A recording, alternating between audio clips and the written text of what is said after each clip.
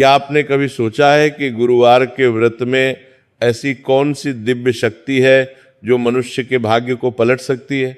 दर्शक बंधु, आज हम आपके लिए लाए हैं भगवान विष्णु और देवगुरु बृहस्पति से जुड़ी एक ऐसी अद्भुत कथा जो आपके जीवन को नई दिशा दे सकती है। गुरुवार का यह पावन दिन केवल एक सामान्य दिन नहीं है, ये वह दिन है जब समस्त ब्रह्मांड के स्वामी भगवान विष्णु अपने भक्तों की पुकार सुनते, जब धरती पर दरिद्रता का अंधकार छाने लगता है, जब मनुष्य की सारी उम्मीदें टूट जाती हैं, जब रिश्तों में कड़वाहट घर कर जाती है, तब ये गुरुवार व्रत ही वह किरण बनता है जो अंधेरों को चीरकर जीवन में उजाला भर देता है। आज की इस कथा में हम जानेंगे कि कैसे एक गरीब ब्राह्मण परिवार की विपदा भगवान विष्णु की कृपा से दूर हुई और कैसे उनके जीवन में ऐसा बदलाव आया जो एक मिसाल बन गया। लेकिन दर्शक बंधु, इस कथा को आगे बढ़ाने से पहले मुझे आपको एक महत्वपूर्ण बात बतानी है। हमारे पुराणों में स्पष्ट लिखा है कि गुरुवार व्रत की कथा यदि बीच में अधूरी छोड़ दी जाए तो वो व्रत का फल नहीं देती, बल्कि उल्टा दोष लगा सकती है, क्योंकि अधूरी कथा से मन में अधूरा ज्ञान रहता है और वो मनुष्य को भटका सकता है। इसलिए आपसे विनम्र निवेदन है कि इस कथा को अंत तक अवश्य सुने। शायद इस कथा का कोई एक वाक्य ही आपके जीवन की दिशा बदल दे। और यदि आप सच्चे सनातनी हैं तो ये भी आपका धर्म है कि ऐसी पवित्र कथाओं को अधिक से अधिक लोगों तक पहुंचाएं। इसीलिए इस वीडियो को लाइक करें, शेयर करें और हमारे चैनल को सब्सक्राइब करना ना भूलें, ताकि आपको ऐसी ही जीवन बदलने वाली कथाएं मिलती रहें। तो चलिए पूर्ण श्रद्धा और भक्ति भाव से इस दिव्य कथा की शुरुआत करते हैं। बहुत पुराने समय की बात है। उत्तर भारत के घने जंगलों और ऊंची पहाड़ियों के बीच बसे एक छोटे से गांव का नाम था हरिपुर। ये गांव अपने नाम की तरह ही बहुत पवित्र और शांत था। गांव के बीचों बीच एक पुराना शिव मंदिर था, जहां रोज सुबह शाम घंटियों की आवाज गूंजती थी। उस मंदिर की दीवारों पर प्राचीन शिल्पकला के नमूने उकेरे हुए थे। मंदिर के आसपास पीपल और बरगद के विशाल वृक्ष थे, जिनकी छाया में गांव के बुजुर्ग बैठकर धर्म चर्चा किया करते थे। मंदिर के पीछे एक छोटा सा तालाब था, जिसका जल सदैव स्वच्छ और शीतल रहता था। गांव वाले कहते थे कि यह तालाब भगवान शिव की तपस्या से प्रकट हुआ था। इसी गांव में एक ब्राह्मण परिवार रहता था। परिवार के मुखिया थे पंडित हरिदास। पंडित हरिदास बहुत ही सरल और सीधे स्वभाव के व्यक्ति थे। उनका कद मध्यम था, माथे पर चंदन का तिलक सदैव विराजमान रहता और आंखों में एक दिव्य तेज था। उनकी वाणी में मधुरता थी और व्यवहार में विनम्रता। उन्हें वेद पुराणों का अच्छा ज्ञान था। बचपन से ही उन्होंने अपने पिता से संस्कृत और धर्मशास्त्र की शिक्षा ली थी। वे जगवेद, यजुर्वेद और अथर्ववेद के श्लोकों को कंठस्थ याद करते थे। भागवत पुराण, रामायण और महाभारत की कथाएं उन्हें इतनी अच्छी तरह आती थी कि सुनने वाले मंत्रमुग्ध हो जाते। गांव के लोग उन्हें बहुत मान सम्मान देते थे। जब भी किसी के घर कोई धार्मिक अनुष्ठान होता, पंडित हरिदास को सबसे पहले बुलाया जाता। पंडित हरिदास की पत्नी का नाम सुमित्रा था। सुमित्रा देवी बहुत ही सुशील और धर्मपरायण महिला थी। उनका व्यक्तित्व सौम्य और आकर्षक था। वे सदैव सफेद या हल्के रंग की साड़ी पहनती थी। उनकी आंखों में करुणा और चेहरे पर संतोष की छाप थी। वह रोज सुबह ब्रह्म मुहूर्त में उठती, घर के सभी कामों को निपटाती और फिर गंगा किनारे जाकर स्नान करती। गंगा स्नान के बाद वे गीले वस्त्रों में ही घर लौटती और सबसे पहले तुलसी के पौधे की पूजा करती। तुलसी के पौधे को वे अपनी बेटी की तरह मानती थीं। रोज उसे जल देती, दीपक जलाती और तुलसी चालीसा का पाठ करती। उनकी आवाज में ऐसी मिठास थी कि पूरे आंगन में भक्ति का वातावरण बन जाता। पड़ोस की महिलाएं भी कभी कभी उनके साथ पूजा में शामिल हो जाती थीं। सुमित्रा देवी को रामायण और भागवत की कथाएं बहुत प्रिय थीं। वे अक्सर गांव की महिलाओं को सीता माता और राधा रानी के चरित्र की कहानियां सुनाती थी। पंडित हरिदास और सुमित्रा देवी के 3 बच्चे थे, 2 बेटे और 1 बेटी। बड़े बेटे का नाम था नारायण। नारायण की उम्र उस समय 12 वर्ष थी। वो अपने पिता की तरह ही गंभीर स्वभाव का था। उसके चेहरे पर हमेशा एक शांत भाव रहता। वो अपने पिता के साथ मंदिर जाता, पूजा में हाथ बटाता और धीरे धीरे वेद मंत्रों को सीख रहा था। नारायण को पूजा पाठ में बहुत रुचि थी। वो मंदिर की घंटियां बजाना, आरती करना और प्रसाद वितरण करना बड़े प्रेम से करता था। छोटे बेटे का नाम था माधव। माधव उस समय 10 वर्ष का था। वो बहुत ही चंचल और जिज्ञासु प्रकृति का बालक था। उसकी आंखों में हमेशा सवाल होते और मन में नई नई बातें जानने की उत्सुकता। माधव पढ़ाई में बहुत होशियार था। गांव के गुरुकुल में वह सबसे तेज विद्यार्थी माना जाता था। गुरुजी उसकी बुद्धिमत्ता की प्रशंसा करते और कहते कि ये बालक आगे चलकर बहुत बड़ा विद्वान बनेगा। माधव को गणित और ज्योतिष में विशेष रुचि थी। वह तारों को देखकर समय बताना सकता था और ग्रहों की गति को समझने की कोशिश करता रहता था। और बेटी का नाम था मीरा। मीरा उस समय 8 वर्ष की थी। वह बहुत ही कोमल हृदय और मधुर स्वभाव की बालिका थी। उसके लंबे काले बाल थे जिन्हें सुमित्रा देवी रोज चोटी बनाकर फूलों से सजाती थी। मीरा की आंखें बहुत सुंदर थीं और जब वह मुस्कुराती तो उसके गालों में गड्ढे पड़ जाते। मीरा को गाना बहुत पसंद था। वह अपनी माँ के साथ भजन गाती और कभी कभी खुद भी छोटे छोटे भजन बनाती। उसकी आवाज़ बहुत मीठी थी। गांव के लोग कहते हैं कि मीरा में देवी सरस्वती का वास है। मीरा को छोटे बच्चों से भी बहुत प्यार था। वह गांव के गरीब बच्चों को इकट्ठा करके उन्हें कहानियां सुनाती और अपने खिलौने बांटती। वह अपनी माँ के साथ घर के सभी काम करती, पानी भरना, सब्जी काटना, आटा गूंधना, सब कुछ वो बड़ी खुशी से करती। सुमित्रा देवी अक्सर कहती कि मीरा उनकी सबसे बड़ी सहायिका है। तीनों बच्चे अपने माता पिता के संस्कारों का जीता जागता उदाहरण थे। तीनों में आपस में बहुत प्रेम था। नारायण माधव की पढ़ाई में मदद करता और माधव मीरा को कहानियां सुनाता। मीरा दोनों भाइयों के लिए खाना परोसती और उनकी छोटी छोटी जरूरतों का ध्यान रखती। परिवार में किसी तरह का कोई झगड़ा या कलह नहीं थी। सभी एक दूसरे का सम्मान करते और प्रेम से रहते। पंडित हरिदास के पास धन दौलत तो नहीं थी, लेकिन उनके पास संतोष और शांति की अपार संपत्ति थी। उनका घर मिट्टी और लकड़ी से बना एक साधारण सा घर था। 2 छोटे कमरे थे और एक छोटा सा आंगन। आंगन में तुलसी का पौधा था और एक कोने में रसोई बनी हुई थी। घर में कोई महंगा सामान नहीं था, केवल कुछ बर्तन, कुछ कपड़े और धार्मिक पुस्तकें थीं। लेकिन घर की दीवारों पर भगवान की तस्वीरें लगी हुई थीं और हमेशा अगरबत्ती की खुशबू आती रहती थी। पंडित जी रोज मंदिर में पूजा करते और जो भी दक्षिणा मिलती उसी से अपने परिवार का पालन पोषण करते। कभी 10 रुपये मिलते तो कभी 5 रुपये, कभी कोई अनाज दे देता तो कभी कोई फल या सब्जी। पंडित जी जो भी मिलता उसे स्वीकार कर लेते और भगवान का धन्यवाद करते। कभी कभी लोग उन्हें कथा सुनाने के लिए बुलाते। किसी की शादी में, किसी के यहाँ बच्चे के जन्म पर या फिर किसी पूजा के अवसर पर वहां से मिले अनाज से घर चलता। पंडित जी कभी किसी से मांगते नहीं थे। वे कहते कि भगवान ने हमें जितना दिया है उतने में हमें संतुष्ट रहना चाहिए। भले ही उनके घर में धन की कमी थी, लेकिन प्रेम और विश्वास की कोई कमी नहीं थी। परिवार के सभी सदस्य बहुत खुश थे। शाम को जब पंडित जी मंदिर से लौटते तो पूरा परिवार एक साथ बैठकर भोजन करता। भोजन में भले ही केवल रोटी और दाल हो, लेकिन सब मिलकर बड़े प्रेम से खाते। खाने के बाद पंडित जी बच्चों को कहानियां सुनाते।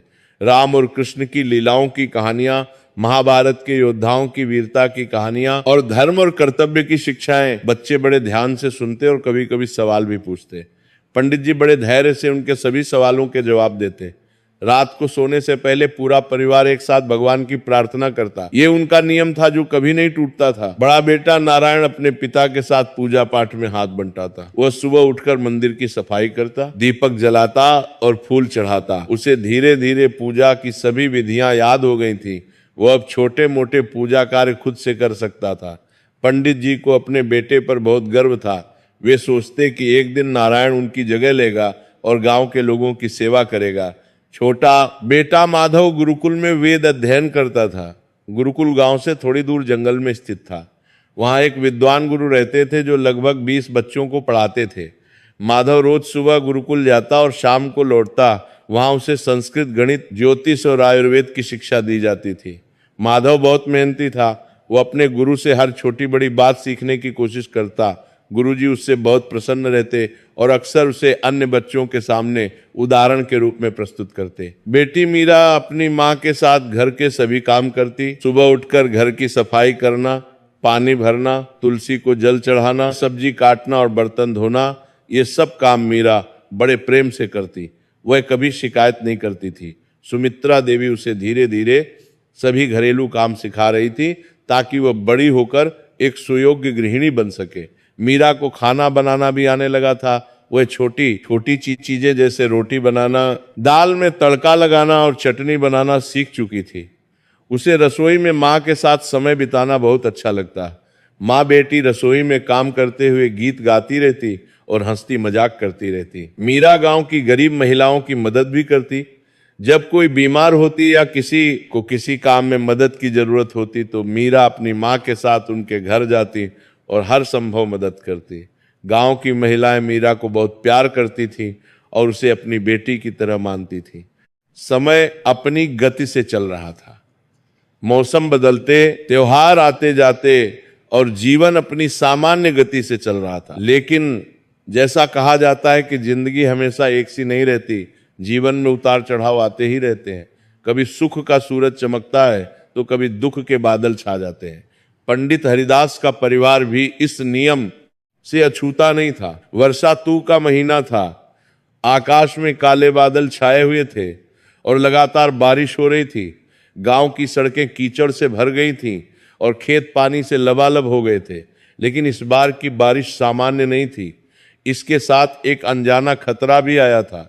एक दिन अचानक पंडित हरिदास के परिवार पर विपत्तियों का पहाड़ टूट पड़ा। गांव में अचानक एक भयंकर महामारी फैल गई। किसी को पता नहीं चला कि ये बीमारी कहां से आई। शुरुआत में 1-2 लोग बीमार पड़े, उन्हें तेज बुखार आया, शरीर में दर्द हुआ और कमजोरी महसूस होने लगी।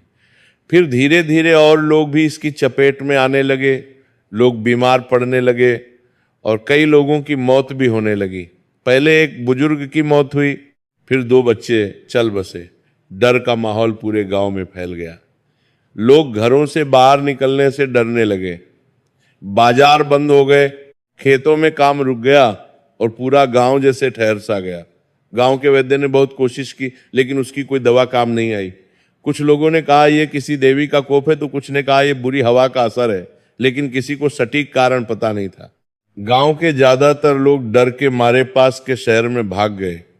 जिनके पास पैसे थे वे अपने परिवारों को लेकर सुरक्षित जगह चले गए।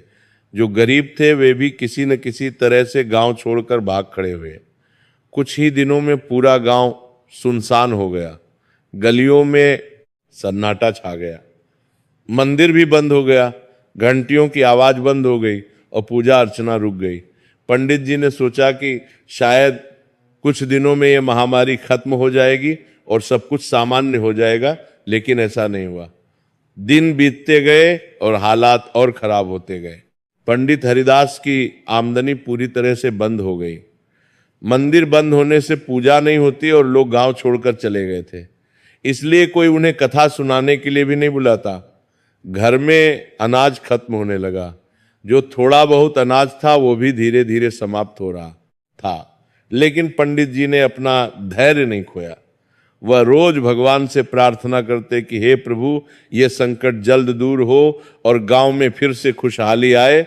वे कहते, हे जगदीश, ये तुम्हारी लीला है और हम तुम्हारे दास हैं, जो भी तुम्हारी इच्छा है वही होगा, लेकिन कृपा करके इस गांव के निर्दोष लोगों की रक्षा करो। लेकिन मुसीबतें यहीं नहीं रुकी। महामारी के कारण खेती बाड़ी भी ठप पड़ गई। किसानों ने अपने खेत छोड़ दिए थे, फसलें खराब हो गईं और अनाज का उत्पादन नहीं हुआ। गांव में अकाल जैसे हालात बन गए। जो लोग गांव में रह गए थे वे भी भूखे रहने लगे। पंडित हरिदास के पास अब इतना भी नहीं बचा था कि वो अपने बच्चों को 2 वक्त की रोटी खिला सकें। पहले तो वे दिन में 2 बार खाना बनाते थे, फिर 1 बार में ही गुजारा करने लगे। फिर वह भी मुश्किल हो गया। छोटे बच्चे भूख से तड़पने लगे। माधव और मीरा अक्सर अपने पेट पर हाथ रखकर सो जाते। नारायण बड़ा था इसलिए वो अपनी भूख छुपाने की कोशिश करता, लेकिन उसका चेहरा भी पीला पड़ गया था। सुमित्रा देवी रोज रोती और अपने भगवान से गुहार लगाती कि हे नाथ, मेरे बच्चों को बचा लो, मुझे कुछ भी हो जाए, लेकिन इन्हें मासूमों पर तो दया कर दो। ये किस गुनाह की सजा भुगत रहे हैं? इन्होंने तो कभी किसी का बुरा नहीं किया। हे प्रभु, अगर मेरे पिछले जन्मों के कोई पाप है तो उसकी सजा मुझे दे दो, लेकिन मेरे बच्चों को बख्श दो। वह दिन में कई बार मंदिर जाती और भगवान के सामने रोती। कभी कभी तो वो घंटों वहीं बैठी रहती और प्रार्थना करती रहती। उसकी आंखें सूज जाती और आवाज भर्रा जाती, लेकिन वो भगवान से विनती करती रहती। पंडित हरिदास का दिल भी रोता था, लेकिन वो अपनी पत्नी और बच्चों के सामने मजबूत बने रहने की कोशिश करते। वो बाहर निकलकर मजदूरी करने की कोशिश करते, गांव के बाहर जाकर लकड़ियां काटने की, पत्थर तोड़ने की या फिर कोई भी काम करने की कोशिश करते, लेकिन कोई काम नहीं मिलता, क्योंकि पूरे इलाके में मंदी छाई हुई थी। महामारी से सब डरे हुए थे और किसी को किसी पर भरोसा नहीं था। लोग एक दूसरे से दूरी बनाकर रखते थे, कोई किसी को काम नहीं देता था। पंडित जी कभी कभी शहर भी जाते और वहां मेहनत मजदूरी की तलाश करते, लेकिन वहां भी कोई सफलता नहीं मिलती। थके हारे वे शाम को खाली हाथ घर लौटते। रास्ते भर वे सोचते रहते कि अब क्या करें, कैसे अपने बच्चों का पेट भरें। उनका मन बहुत भारी हो जाता और कदम धीरे धीरे चलते।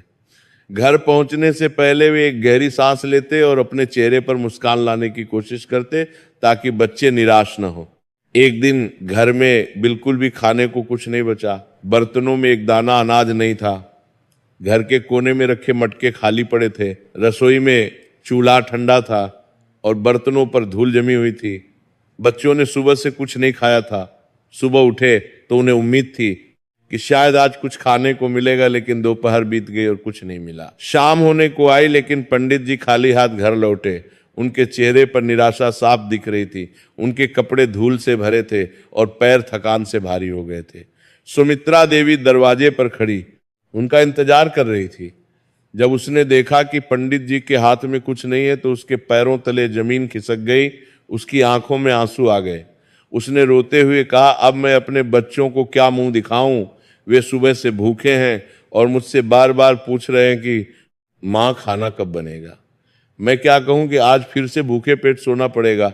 ये कैसी माँ हूं मैं जो अपने बच्चों को खाना नहीं दे पा रही।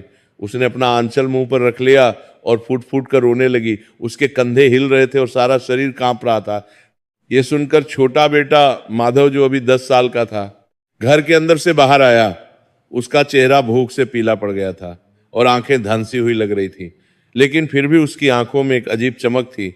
वो अपनी माँ के पास आया और उसका हाथ पकड़ते हुए बोला, माँ आप चिंता मत करो, भगवान विष्णु हमारा ध्यान रखेंगे। हम थोड़े दिन और सब्र कर लेंगे। भगवान हमारी परीक्षा ले रहे हैं। गुरुजी ने कहा था कि जब भगवान किसी को बहुत प्यार करते हैं तो वे उसकी परीक्षा लेते हैं। शायद भगवान हमें भी बहुत प्यार करते हैं, इसलिए हमारी परीक्षा ले रहे हैं। माँ आप रो मत, मुझे भूख नहीं है। माधव की यह निर्दोष बात सुनकर सुमित्रा देवी का दिल और भी टूट गया। वह सोच भी नहीं सकती थी कि उसका 10 साल का बेटा भूखा होकर भी कह रहा है कि उसे भूख नहीं है। वो अपने बेटे को गले से लगाना चाहती थी, लेकिन उसमें इतनी ताकत नहीं बची थी। उसने अपने सभी बच्चों को बुलाया। नारायण और मीरा भी बाहर आ गए। सुमित्रा देवी ने तीनों को अपने गले से लगा लिया और फूट फूट कर रोने लगी। उसके आंसू बच्चों के बालों पर गिर रहे थे। बच्चे भी रो रहे थे, लेकिन वे अपनी माँ को तसल्ली दे रहे थे कि सब ठीक हो जाएगा। उस रात पंडित हरिदास घर के बाहर बैठे आसमान की तरफ देख रहे थे। रात काफी हो चुकी थी और चारों तरफ सन्नाटा छाया हुआ था। आकाश में तारे चमक रहे थे, लेकिन उन्हें कुछ भी अच्छा नहीं लग रहा था। उनकी आंखों में आंसू थे और मन में बेचैनी। उनका गला सूखा हुआ था और दिल भारी। उन्होंने मन ही मन भगवान से कहा, हे प्रभु, मैंने हमेशा आपकी सेवा की। मैंने कभी किसी से बुरा नहीं किया। मैंने कभी किसी को धोखा नहीं दिया। मैंने हमेशा सच बोला और धर्म का पालन किया। फिर मेरे साथ ऐसा क्यों हो रहा है?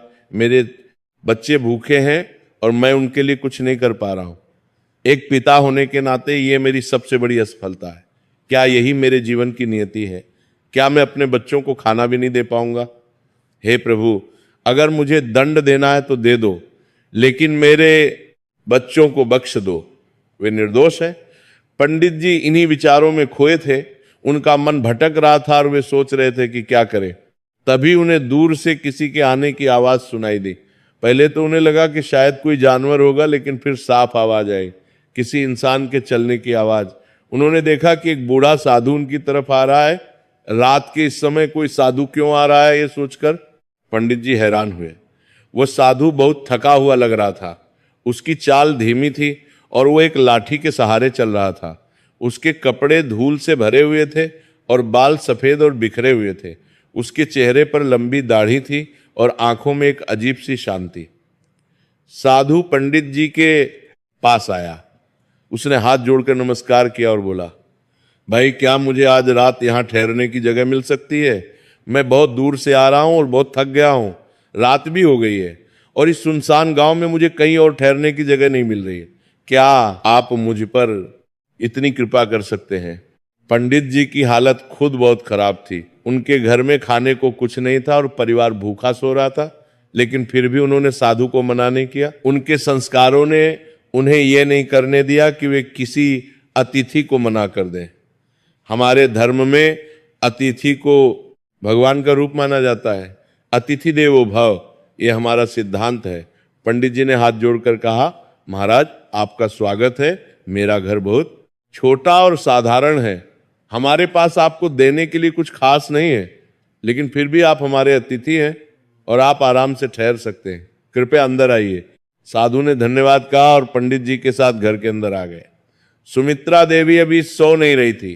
वह आंगन में बैठी हुई थी और चुपचाप रो रही थी। जब उसने साधु को देखा तो वह तुरंत उठ खड़ी हुई। उसने जल्दी से अपने आंसू पोंछे और साधु के पास आई। उसने तुरंत उनके चरण स्पर्श किए और कहा, महाराज आपका स्वागत है, कृपया बैठिए।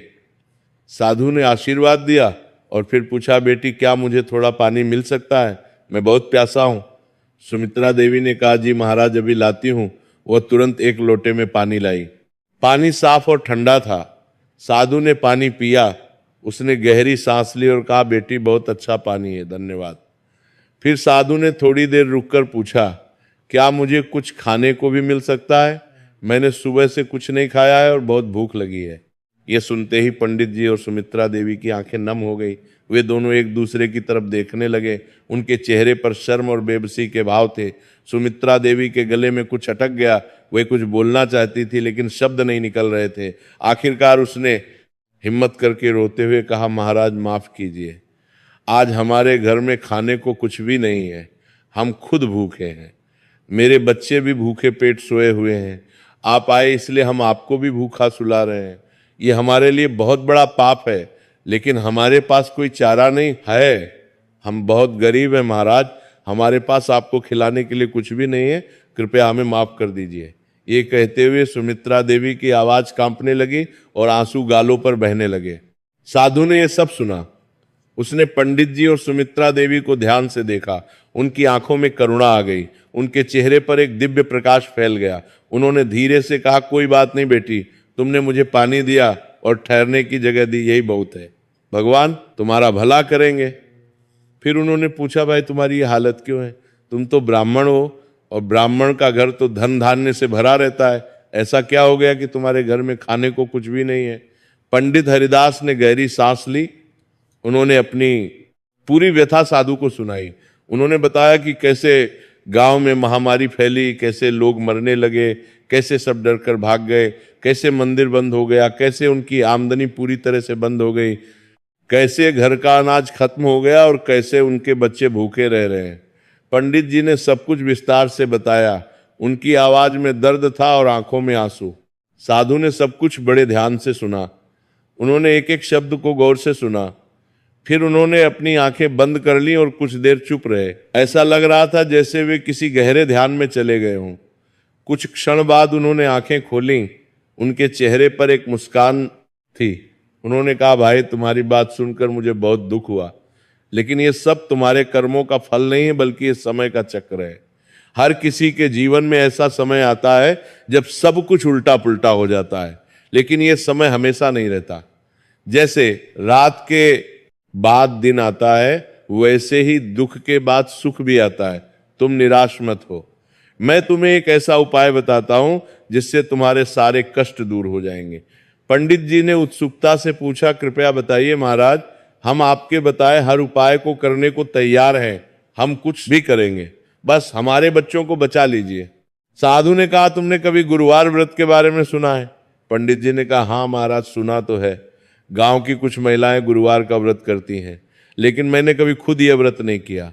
मुझे इसकी पूरी विधि भी नहीं पता। साधु ने मुस्कुराते हुए कहा, कोई बात नहीं, मैं तुम्हें सब कुछ समझा देता हूं। साधु ने आगे समझाया, देखो भाई, गुरुवार का व्रत भगवान विष्णु और देवगुरु बृहस्पति को समर्पित है। बृहस्पति देव समस्त देवताओं के गुरु हैं, वे ज्ञान और समृद्धि के दाता हैं। भगवान विष्णु तो सृष्टि के पालनहार हैं, वे अपने भक्तों की हर मुश्किल को दूर करते हैं। यह व्रत बहुत ही चमत्कारिक है, इसकी महिमा अपरंपार है। जो भी मनुष्य सच्चे मन से यह व्रत करता है, उसके जीवन से सारे कष्ट दूर हो जाते हैं। घर में धन की वर्षा होती है, परिवार में सुख शांति आती है, बच्चे स्वस्थ और बुद्धिमान बनते हैं, सभी मनोकामनाएं पूर्ण होती हैं। तुम अगले गुरुवार से व्रत शुरू कर दो, मैं तुम्हें इसकी पूरी विधि बता देता हूं। साधु ने पंडित जी और सुमित्रा देवी को बड़े विस्तार से समझाया। उन्होंने हर छोटी बड़ी बात बताई। उन्होंने कहा, गुरुवार के दिन सुबह जल्दी उठकर स्नान करना है, ब्रह्म मुहूर्त में उठना सबसे अच्छा है। स्नान करते समय मन में भगवान विष्णु का ध्यान करना, फिर पीले रंग के वस्त्र धारण करने हैं, क्योंकि पीला रंग बृहस्पति देव को बहुत प्रिय है। पीला रंग ज्ञान और समृद्धि का प्रतीक है। घर में एक स्वच्छ जगह पर केले के पत्ते बिछाकर उस पर भगवान विष्णु की तस्वीर या मूर्ति स्थापित करनी है। अगर मूर्ति नहीं है तो तस्वीर भी चलेगी। पूजा में चने की दाल, गुड़ और केला अवश्य चढ़ाना है। ये तीनों चीजें गुरुवार व्रत में बहुत महत्वपूर्ण है। हल्दी और पीले फूल भी चढ़ाने हैं। शुद्ध घी का दीपक जलाना है। दीपक की लौ को देखकर मन में भगवान का ध्यान करना, फिर भगवान विष्णु की आरती करनी है। आरती करते समय घंटी बजानी है और पूरे मन से भगवान को याद करना है। साधु ने आगे कहा, सबसे महत्वपूर्ण बात यह है कि गुरुवार को केले के पेड़ की पूजा जरूर करनी है। केले का पेड़ बृहस्पति देव का प्रिय वृक्ष है। एक लोटे में जल लेकर उसमें हल्दी, चने की दाल और गुड़ मिलाकर केले की जड़ में चढ़ाना है। केले के पेड़ के चारों ओर परिक्रमा करनी है और प्रार्थना करनी है। इस दिन नमक का सेवन नहीं करना है। पूरे दिन नमक से परहेज रखना है। केवल मीठा भोजन ही ग्रहण करना है। चने की दाल और गुड़ की खिचड़ी बनाकर खानी है। केले का प्रसाद बनाना है। व्रत के बाद गुरुवार की कथा सुननी या पढ़नी अनिवार्य है। कथा सुनने से व्रत पूर्ण होता है। और हाँ, इस दिन दान भी जरूर करना चाहिए। गरीबों को अन्न दान करना, ब्राह्मणों को दक्षिणा देना, या फिर जो भी तुम्हारी सामर्थ्य हो उतना दान करना। दान से पुण्य मिलता है और भगवान प्रसन्न होते हैं। साधु ने यह भी बताया कि व्रत करते समय मन पवित्र रखना बहुत जरूरी है। किसी से बुरा नहीं सोचना, किसी से झूठ नहीं बोलना और किसी को धोखा नहीं देना। व्रत के दिन ब्रह्मचर्य का पालन करना, क्रोध और लोभ से दूर रहना, सात्विक विचार रखने, भगवान पर पूर्ण विश्वास रखना। अगर मन में शंका हो तो व्रत का पूरा फल नहीं मिलता, इसलिए पूरी श्रद्धा और विश्वास के साथ व्रत करना। पंडित हरिदास ने साधु की हर बात को ध्यान से सुना और अपने मन में बिठा लिया। उन्होंने मन ही मन सभी बातों को दोहराया ताकि कुछ भूले नहीं। सुमित्रा देवी भी बड़े ध्यान से सुन रही थी, उसने भी सभी बातें याद कर ली। फिर पंडित जी ने साधु से पूछा, महाराज, लेकिन हमारे पास तो पूजा की सामग्री खरीदने के लिए भी पैसे नहीं है। हमारे पास तो केले, फूल या दीपक के लिए घी भी नहीं है। हम क्या करें? हम पूजा कैसे करेंगे? साधु ने मुस्कुराते हुए कहा, भाई, भगवान भाव के भूखे हैं, धन के नहीं। भगवान को तुम्हारे दिल की श्रद्धा चाहिए। तुम्हारे पैसे नहीं, तुम जो भी कर सको वही काफी है। अगर तुम्हारे पास केला नहीं है तो कोई बात नहीं, केले के पेड़ की पूजा कर लो। अगर फूल नहीं है तो कोई बात नहीं, तुलसी के पत्ते चढ़ा दो। अगर घी नहीं है तो पानी का दीपक जला दो। अगर तुम्हारे पास कुछ भी ना हो तो केवल मन से ही पूजा कर लो। भगवान तो अंतर्यामी है, वो सब जानते हैं। तुम बस विश्वास रखो और गुरुवार का व्रत शुरू कर दो, सब ठीक हो जाएगा। भगवान तुम्हारी मदद जरूर करेंगे। साधु की बातें सुनकर पंडित जी और सुमित्रा देवी के मन में एक नई आशा जागी। उन्हें लगा जैसे अंधेरे में एक रोशनी दिखाई दी हो। उन्होंने साधु के चरण छुए और कहा, महाराज, आप हमारे लिए भगवान की तरह हैं। आपने हमें एक रास्ता दिखाया है। हम आपके बहुत आभारी हैं। हम जरूर ही व्रत करेंगे। साधु ने आशीर्वाद दिया और कहा, भगवान तुम्हारा भला करेंगे। अब मैं थोड़ा आराम करना चाहता हूं। पंडित जी ने साधु के लिए एक चटाई बिछाई और उन्हें लेटने के लिए कहा। साधु वहीं लेट गए। और थोड़ी देर में सो गए। उस रात पंडित जी और सुमित्रा देवी को नींद नहीं आई। वे दोनों साधु की बातों के बारे में सोचते रहे। उन्हें लग रहा था जैसे उनके जीवन में एक नया अध्याय शुरू होने वाला है। सुमित्रा देवी ने कहा, क्या सच में इस व्रत से हमारे कष्ट दूर हो जाएंगे? पंडित जी ने कहा, हमें विश्वास रखना चाहिए, भगवान पर भरोसा करना चाहिए। जब हमारे पास और कोई रास्ता नहीं है तो हमें ये व्रत जरूर करना चाहिए। शायद यही भगवान का संकेत है। अगले दिन सुबह जब पंडित जी उठे तो उन्होंने देखा कि साधु जा चुके थे। वे चौंक गए, क्योंकि उन्हें साधु के जाने की आहट तक नहीं लगी थी। लेकिन साधु के जाने की जगह पर एक छोटी सी पोटली रखी हुई थी। पंडित जी ने जल्दी से वो पोटली उठाई और उसे खोला। उनकी आंखें खुशी से चमक उठी। पोटली में थोड़े से चावल थे, लगभग 1 किलो। थोड़ी चने की दाल थी, आधा किलो के करीब, और थोड़ा गुड़ था। साथ में एक छोटा सा कागज भी था जिस पर सुंदर अक्षरों में लिखा था, ये तुम्हारे बच्चों के लिए है, भगवान पर विश्वास रखो, सब ठीक हो जाएगा। गुरुवार का व्रत अवश्य करना। पंडित जी की आंखों में खुशी के आंसू आ गए। उन्होंने उस साधु को मन ही मन प्रणाम किया। वे समझ गए कि वह कोई साधारण साधु नहीं थे। शायद वे खुद भगवान थे या फिर भगवान के भेजे हुए दूत थे। पंडित जी ने तुरंत सुमित्रा देवी को बुलाया और पोटली दिखाई। सुमित्रा देवी भी रो पड़ी। उसने हाथ जोड़कर आकाश की तरफ देखा और कहा, हे भगवान, आपकी महिमा अपरंपार है। आपने हमारी सुन ली। आप सच में दीनबंधु हैं। उस दिन पंडित जी के घर में बहुत दिनों बाद भोजन बना। सुमित्रा देवी ने प्रेम से चावल और दाल की खिचड़ी बनाई। उसमें थोड़ा गुड़ भी मिलाया। खुशबू पूरे घर में फैल गई। बच्चों को जब पता चला कि आज खाना बनेगा तो वे खुशी से उछल पड़े। नारायण, माधव और मीरा तीनों बहुत खुश थे। उनकी आंखों में चमक लौट आई। बच्चों ने पेट भरकर खाया। कितने दिनों बाद उन्हें भरपेट खाना मिला था। खाते समय वे इतने खुश थे कि बार बार मुस्कुरा रहे थे। माधव ने कहा, माँ, ये खिचड़ी बहुत स्वादिष्ट है। मीरा ने कहा, मुझे तो लग रहा है जैसे ये प्रसाद है। नारायण ने कहा, ये भगवान की ही कृपा है। सुमित्रा देवी की आंखों में आंसू थे। वह अपने बच्चों को खुश देखकर बहुत भावुक हो गई थी। पंडित जी ने भी भोजन किया और मन ही मन भगवान का धन्यवाद किया। भोजन के बाद पंडित जी ने बच्चों को बुलाया और उन्हें साधु की बात बताई।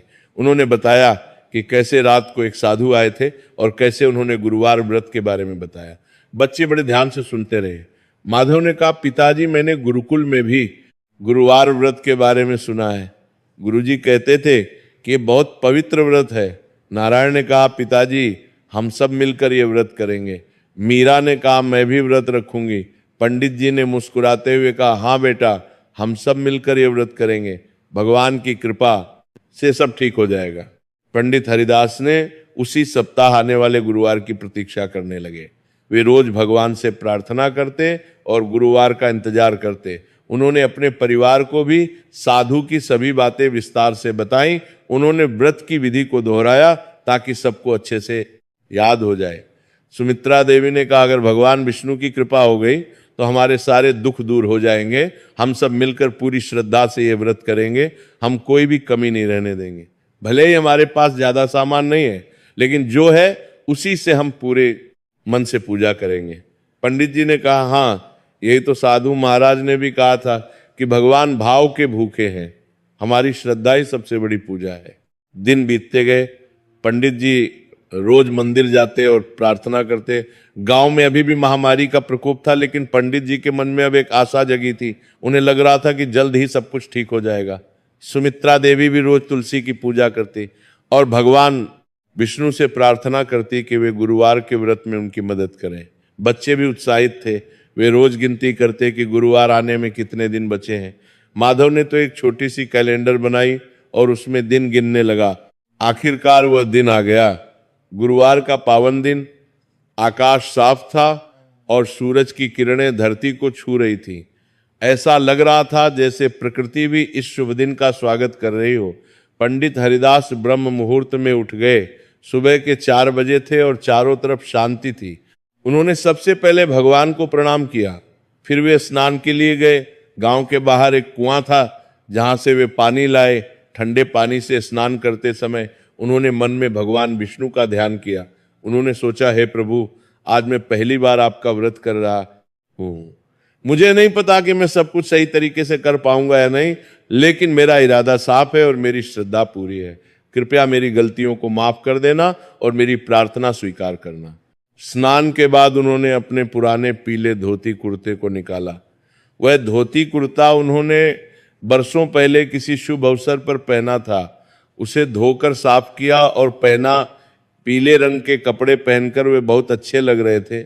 माथे पर चंदन का तिलक लगाया और तुलसी की माला पहनी। सुमित्रा देवी ने भी सुबह सुबह स्नान किया। उसने भी पीली साड़ी पहनी। वह साड़ी उसकी शादी के समय की थी, जो उसने संभाल कर रखी हुई थी। साड़ी पुरानी थी लेकिन साफ और सुंदर थी। उसने अपने बालों में चमेली के फूल लगाए और माथे पर कुमकुम का टीका लगाया। बच्चों ने भी नए कपड़े पहने। नारायण और माधव ने पीली धोती पहनी और मीरा ने पीले रंग का लहंगा पहना। पूरा परिवार तैयार होकर घर के आंगन में इकट्ठा हुआ। सुमित्रा देवी ने पहले ही आंगन को साफ कर दिया था। उसने गोबर से लीपा था और रंगोली बनाई थी। रंगोली में उसने पीले और नारंगी रंग का इस्तेमाल किया था। बीच में एक सुंदर कमल बनाया था। उन्होंने घर के एक कोने को विशेष रूप से साफ किया। वहां केले के पत्ते बिछाए। केले के पत्ते हरे और ताजे थे। उन्हें पानी से धोकर सुखाया था। पत्तों पर भगवान विष्णु की एक छोटी सी तस्वीर को रखा। वह तस्वीर उनके पास बहुत पुरानी थी। तस्वीर में भगवान विष्णु शंख, चक्र, गदा और पद्म धारण किए हुए थे। उनका चेहरा बहुत सुंदर और दिव्य था। तस्वीर को एक छोटे से चौकी पर रखा और उसे फूलों से सजाया। उनके पास चने की दाल और गुड़ तो थे, जो साधु ने दिए थे, लेकिन केला नहीं था। उनके पास पीले फूल भी नहीं थे, लेकिन उन्होंने आंगन में कुछ जंगली पीले फूल तोड़े थे और तुलसी के पत्ते तोड़ लिए थे। सुमित्रा देवी ने सोचा कि साधु महाराज ने कहा था कि भगवान भाव के भूखे हैं, तो हम जो है वही चढ़ा देंगे। उसने एक छोटी सी थाली सजाई। थाली में चने की दाल रखी, गुड़ रखा, तुलसी के पत्ते रखे और वे पीले फूल रखे। थाली को बहुत प्रेम से सजाया। घी के लिए उन्होंने अपने पास बचे हुए थोड़े से घी का इस्तेमाल किया। एक छोटे से मिट्टी के दीपक में घी डाला और बाती रखी। दीपक को भगवान की तस्वीर के सामने रखा। पंडित जी ने माचिस से दीपक जलाया। दीपक की लौ धीरे धीरे बढ़ी और एक सुंदर प्रकाश फैलने लगा। ऐसा लग रहा था जैसे भगवान की उपस्थिति हो। पूरे आंगन में एक दिव्य वातावरण बन गया। पंडित जी ने पूरी विधि से पूजा शुरू की। उन्होंने सबसे पहले गणेश जी को प्रणाम किया, फिर भगवान विष्णु का आह्वान किया। उन्होंने संस्कृत में मंत्र बोले, ओम नमो भगवते वासुदेवाय, ओम नमो नारायणाय, ओम विष्णवे नमः। हे जगत के पालनहार, हे दीनबंधु, हे कृपा निधान, आज मैं आपकी शरण में आया हूं। मेरे पास आपको देने के लिए कुछ भी नहीं है, बस ये श्रद्धा है और ये प्रार्थना है। कृपया मेरी पुकार सुन लीजिए, मेरे परिवार पर दया कीजिए, हमारे कष्टों को दूर कीजिए। पंडित जी ने भगवान विष्णु की तस्वीर पर चने की दाल चढ़ाई, गुड़ चढ़ाया, फूल चढ़ाए और तुलसी के पत्ते चढ़ाए। उन्होंने हल्दी भी चढ़ाई। हर चीज को बड़े प्रेम से चढ़ाया। फिर उन्होंने शुद्ध घी का दीपक जलाया और भगवान विष्णु का ध्यान किया। उनकी आंखें बंद थीं और मन में भगवान का चित्र था। कुछ देर तक वे ध्यान में बैठे रहे। फिर उन्होंने भगवान विष्णु की आरती की। पूरा परिवार आरती में शामिल हुआ। सुमित्रा देवी ने घंटी बजाई और सभी ने मिलकर आरती गाई। ओम जय जगदीश हरे, स्वामी जय जगदीश हरे। भक्तजनों के संकट, दासजनों के संकट क्षण में दूर करे। ओम जय जगदीश हरे। आरती की आवाज पूरे आंगन में गूंज रही थी। बच्चों की मीठी आवाज, सुमित्रा देवी की भावुक आवाज और पंडित जी की गंभीर आवाज, सब मिलकर एक सुंदर संगीत बना रहे थे। घंटी की आवाज, दीपक की रोशनी और भक्ति का वातावरण, सब कुछ बहुत पवित्र लग रहा था। पड़ोस के कुछ लोगों ने भी आरती की आवाज सुनी और वे भी दरवाजे पर आकर खड़े हो गए। उन्होंने भी हाथ जोड़कर प्रणाम किया। आरती के बाद पूरा परिवार भगवान की तस्वीर के सामने बैठकर प्रार्थना करने लगा। हर किसी ने अपने मन से भगवान से प्रार्थना की। पंडित जी ने प्रार्थना की कि हे प्रभु, हमारे गांव से यह महामारी दूर करो और सबको स्वस्थ जीवन दो। सुमित्रा देवी ने प्रार्थना की कि हे नाथ, मेरे बच्चों को हमेशा खुश रखना और उन्हें अच्छा जीवन देना।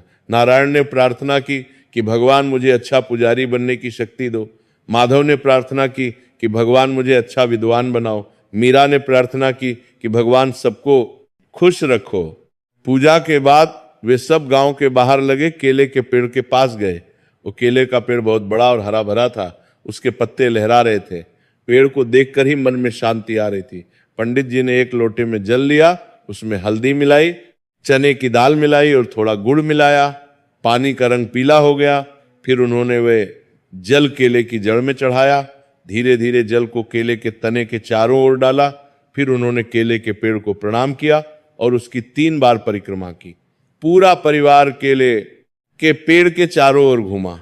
फिर वे सब वहां बैठकर भगवान विष्णु का भजन करने लगे। हरिओम हरिओम हरिओम तत्सत, श्री विष्णु श्री विष्णु श्री विष्णु तत्सत।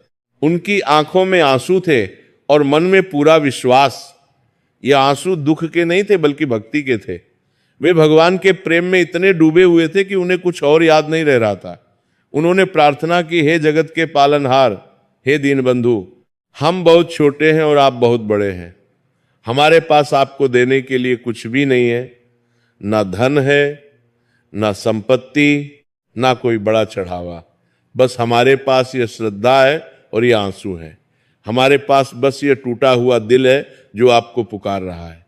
कृपया हमारी पुकार सुन लीजिए और हमें इस संकट से उबार दीजिए। हम आपके दास हैं और हमेशा रहेंगे। हमें आपके सिवा कोई और नहीं चाहिए। करीब आधे घंटे तक वे वहां बैठे रहे और भजन करते रहे। सूरज की किरणें अब तेज हो रही थी और गर्मी बढ़ रही थी, लेकिन उन्हें कोई फर्क नहीं पड़ रहा था। उनका मन तो भगवान में लीन था। आखिरकार वे उठे और घर की तरफ चल पड़े। घर आते समय उनके चेहरे पर एक अजीब सी शांति थी। ऐसा लग रहा था जैसे उन्हें कुछ मिल गया हो। पूजा के बाद घर आकर सुमित्रा देवी ने खाना बनाना शुरू किया। उसने साधु महाराज द्वारा छोड़े गए चावल और चने की दाल से खिचड़ी बनाई। खिचड़ी में गुड़ मिलाया ताकि वह मीठी हो जाए। नमक बिल्कुल नहीं डाला क्योंकि गुरुवार के व्रत में नमक नहीं खाना होता। खिचड़ी बनाते समय उसने भी भगवान का नाम लिया। उसने सोचा कि यह भोजन नहीं है बल्कि भगवान का प्रसाद है।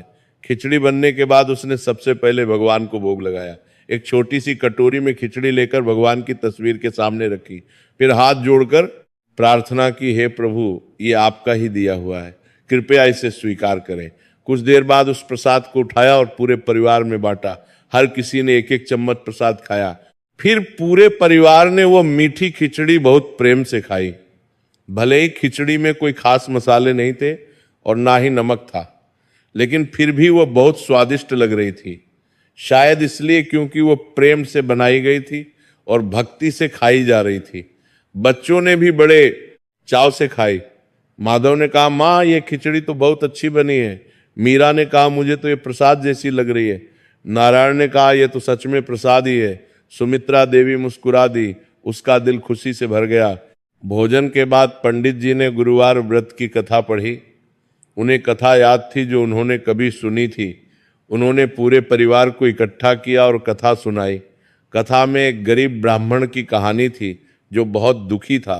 उसके पास कुछ भी नहीं था। एक दिन उसे एक साधु मिले जिन्होंने उसे गुरुवार व्रत के बारे में बताया। ब्राह्मण ने पूरी श्रद्धा से व्रत किया और उसके जीवन में चमत्कार हो गया। उसके सारे कष्ट दूर हो गए और घर में सुख समृद्धि आ गई। कथा सुनते समय सभी बहुत ध्यान से सुन रहे थे। उन्हें लग रहा था कि ये कथा उनकी अपनी कहानी है। कथा खत्म होने के बाद सभी ने भगवान को प्रणाम किया। उस दिन के बाद पंडित जी को एक अजीब सी शांति मिली। उनका मन हल्का हो गया। ऐसा लग रहा था जैसे कोई बोझ उतर गया हो। उनके चेहरे पर एक नई चमक आ गई थी। उन्हें लगा जैसे उन्होंने कुछ बहुत बड़ा काम किया हो। शाम को जब वे आराम कर रहे थे तो उनकी आंख लग गई। उस रात उन्हें सपने में भगवान विष्णु के दर्शन हुए। सपने में उन्होंने देखा कि एक दिव्य प्रकाश फैल रहा है। उस प्रकाश के बीच में भगवान विष्णु खड़े हैं। वे बहुत सुंदर लग रहे हैं। उनके 4 हाथ हैं, एक हाथ में शंख है। दिव्य प्रकाश के बीच में दिव्य प्रकाश फैल रहा है। दूसरे में चक्र, तीसरे में गदा और चौथे में कमल का फूल। उनके गले में वैजयंती माला है और माथे पर तिलक। उनकी आंखें बहुत करुणामय हैं। भगवान मुस्कुराते हुए पंडित जी की तरफ देख रहे हैं। फिर उन्होंने कहा, हरिदास तुम चिंता मत करो, तुम्हारा बुरा समय अब खत्म होने वाला है। तुमने आज जो व्रत किया है उससे मैं बहुत प्रसन्न हूं। तुम्हारी श्रद्धा सच्ची है और तुम्हारा भाव शुद्ध है। तुम बस विश्वास रखो और हर गुरुवार को ये व्रत करते रहो। जल्द ही तुम्हारे जीवन में बदलाव आएगा। तुम्हारे घर में फिर से खुशहाली लौटेगी। तुम्हारे बच्चे सुखी होंगे, गांव में भी सब ठीक हो जाएगा। बस धैर्य रखो। पंडित जी ने सपने में भगवान को प्रणाम किया। उन्होंने कहा, हे प्रभु, मैं आपका बहुत आभारी हूं। आपने मेरी पुकार सुन ली। मैं जीवन भर आपकी सेवा करता रहूंगा। भगवान फिर से मुस्कुराए और धीरे धीरे गायब हो गए। पंडित जी की नींद खुल गई। उन्होंने चारों को तरफ देखा। रात का समय था और सब सो रहे थे, लेकिन पंडित जी के मन में एक अजीब सी खुशी थी। वे समझ गए कि यह कोई साधारण सपना नहीं था, ये भगवान का संदेश था। उनकी आंखों में आंसू आ गए। उन्होंने हाथ जोड़कर फिर से भगवान को प्रणाम किया और फिर से सो गए। अगले दिन जब पंडित जी उठे तो उन्हें लगा जैसे कुछ बदल गया है। उनके मन में एक नई उम्मीद जागी थी, एक नया उत्साह था। वह घर से बाहर निकले। सुबह का समय था और सूरज की पहली किरणें आसमान को रंग रही थीं। हवा ताजी और ठंडी थी। पक्षी चहचहा रहे थे। ऐसा लग रहा था जैसे प्रकृति भी खुश है। पंडित जी गांव की तरफ चल पड़े। उन्होंने देखा कि गांव में महामारी कम होने लगी थी। जो लोग बीमार थे उनमें से कुछ ठीक हो रहे थे। उन्हें देखकर खुशी हुई। गांव के एक बुजुर्ग ने, जो कई दिनों से बीमार थे, आज पहली बार अपने दरवाजे पर बैठे थे। उन्होंने पंडित जी को देखकर हाथ हिलाया। एक महिला ने बताया कि उसका बेटा जो कई दिनों से बुखार में था, आज ठीक हो गया है। ये सब सुनकर पंडित जी को बहुत खुशी हुई। उन्हें लगा कि शायद भगवान की कृपा हो रही है। धीरे धीरे लोग फिर से अपने घरों में लौटने लगे। जो लोग डर कर शहर भाग गए थे वे भी वापस आने लगे। उन्हें पता चला कि गांव में महामारी कम हो रही है। मंदिर भी फिर से खुल गया। पंडित जी को फिर से पूजा के लिए बुलाया जाने लगा। पहले दिन एक व्यक्ति आया और बोला, पंडित जी मेरे घर में शुक्रवार को सत्यनारायण की कथा है, आप आएंगे ना? पंडित जी बहुत खुश हुए। कई दिनों बाद उन्हें काम मिला था। उन्होंने हाँ कह दिया। उस कथा में उन्हें अच्छी दक्षिणा मिली, कुछ पैसे और कुछ अनाज। लोग उन्हें दक्षिणा देने लगे और धीरे धीरे उनके घर में फिर से अनाज आना शुरू हो गया। रसोई में फिर से चूल्हा जलने लगा और बच्चों को रोज खाना मिलने लगा। कुछ दिनों बाद एक और अच्छी बात हुई। गांव के खेतों में फिर से काम शुरू हो गया। किसान वापस आ गए और उन्होंने खेती करनी शुरू कर दी। बाजार फिर से खुल गए और गांव में जीवन फिर से सामान्य होने लगा। पंडित जी के परिवार की हालत भी सुधरने लगी। अब उनके पास खाने की कमी नहीं रही। बच्चों के चेहरे पर फिर से रंग आ गया। वे खुश रहने लगे और फिर से खेलने कूदने लगे। सुमित्रा देवी के चेहरे पर भी मुस्कान लौट आई। अब वह चिंता मुक्त होकर अपने घर के काम करती। उसने फिर से तुलसी की पूजा करनी शुरू कर दी और रोज भगवान का धन्यवाद करती। पंडित जी ने अगले गुरुवार फिर से व्रत रखा। इस बार उनके पास पहले से थोड़ा ज्यादा सामान था। उन्होंने बाजार से केला खरीदा, पीले फूल खरीदे और थोड़ा और घी लिया। उन्होंने पूजा और भी अच्छे तरीके से की। इस बार पड़ोस की कुछ महिलाएं भी उनके घर आईं और पूजा में शामिल हुईं। उन्होंने पंडित जी से पूछा कि ये गुरुवार व्रत कैसे करते हैं। पंडित जी ने उन्हें पूरी विधि समझाई। महिलाओं ने भी व्रत रखने का फैसला किया। इस तरह गांव में धीरे धीरे गुरुवार व्रत का प्रचलन होने लगा। पंडित जी लगातार हर गुरुवार व्रत करते रहे। तीसरे गुरुवार तक आते आते उनकी हालत और भी सुधर गई थी। उन्हें नियमित रूप से पूजा पाठ का काम मिलने लगा था। कुछ लोगों ने उन्हें अपने घर में नियमित पूजा के लिए बुलाना शुरू कर दिया। एक धनी सेठ ने तो उन्हें अपने घर में पंडित रखने का प्रस्ताव भी दिया, लेकिन पंडित जी ने मना कर दिया। उन्होंने कहा कि वे सबकी सेवा करना चाहते हैं, ना कि केवल एक घर में रहकर काम करना। तीसरे गुरुवार के दिन एक अजीब घटना घटी। पंडित जी घर में पूजा कर रहे थे। पूजा लगभग खत्म होने वाली थी और वे आरती कर रहे थे। तभी उनके दरवाजे पर एक अनजान व्यक्ति आया। वह व्यक्ति बहुत अच्छे कपड़े पहने हुए था। उसके हाथ में एक छड़ी थी और गले में सोने की चेन। उसके पीछे 2 नौकर भी थे। वह व्यक्ति पास के शहर का एक धनी सेठ था। उसका नाम था लाला शंकर दास। लाला शंकरदास बहुत धनवान थे, उनका कपड़े का बड़ा व्यापार था। पंडित जी ने आरती खत्म की और फिर दरवाजे पर गए। उन्होंने सेठ जी को प्रणाम किया और पूछा, सेठ जी आप यहाँ कैसे आए? सेठ जी ने कहा, पंडित जी मैंने आपके बारे में बहुत सुना है, लोग कहते हैं कि आप बहुत ज्ञानी हैं और आपकी पूजा बहुत प्रभावशाली होती है। मैं चाहता हूं कि आप मेरे घर आकर 1 सप्ताह तक भागवत कथा सुनाएं। मेरी माँ की मन्नत पूरी हुई है और उन्होंने भगवान को भागवत कथा कराने का वचन दिया था। मैं आपको अच्छी दक्षिणा दूंगा और सारी व्यवस्था भी अच्छे से करूंगा। पंडित जी ये सुनकर हैरान रह गए। उन्होंने सोचा ये तो भगवान विष्णु की ही कृपा है, गुरुवार व्रत का ही प्रभाव है कि इतना बड़ा काम मिल रहा है। उन्होंने थोड़ा सोचा और फिर हामी भर दी। उन्होंने कहा, जी सेठ जी मैं आपके घर जरूर आऊंगा। सेठ जी बहुत खुश हुए। उन्होंने पूछा कि कब आप आ सकते हैं? पंडित जी ने कहा, अगले सप्ताह से शुरू कर सकते हैं। सेठ जी ने हामी भर दी और चले गए अगले सप्ताह। पंडित जी शहर गए। सेठ जी का घर बहुत बड़ा और सुंदर था, पक्के मकान थे, बड़े बड़े कमरे थे और सब कुछ बहुत साफ सुथरा था। सेठ जी ने कथा के लिए बहुत अच्छी व्यवस्था की थी। एक बड़े हॉल में मंच बनाया गया था, भगवान की बड़ी तस्वीर लगाई गई थी, फूलों से सजावट की गई थी। रोज लगभग 100 लोग कथा सुनने आते थे।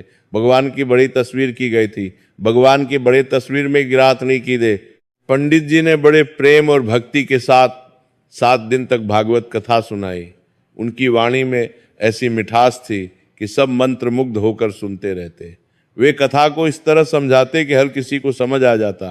कभी कभी तो लोगों की आंखों में आंसू आ जाते। भगवान कृष्ण की लीलाओं को सुनकर सबका मन भक्ति में डूब जाता। कथा के अंतिम दिन बहुत धूमधाम से भंडारा हुआ।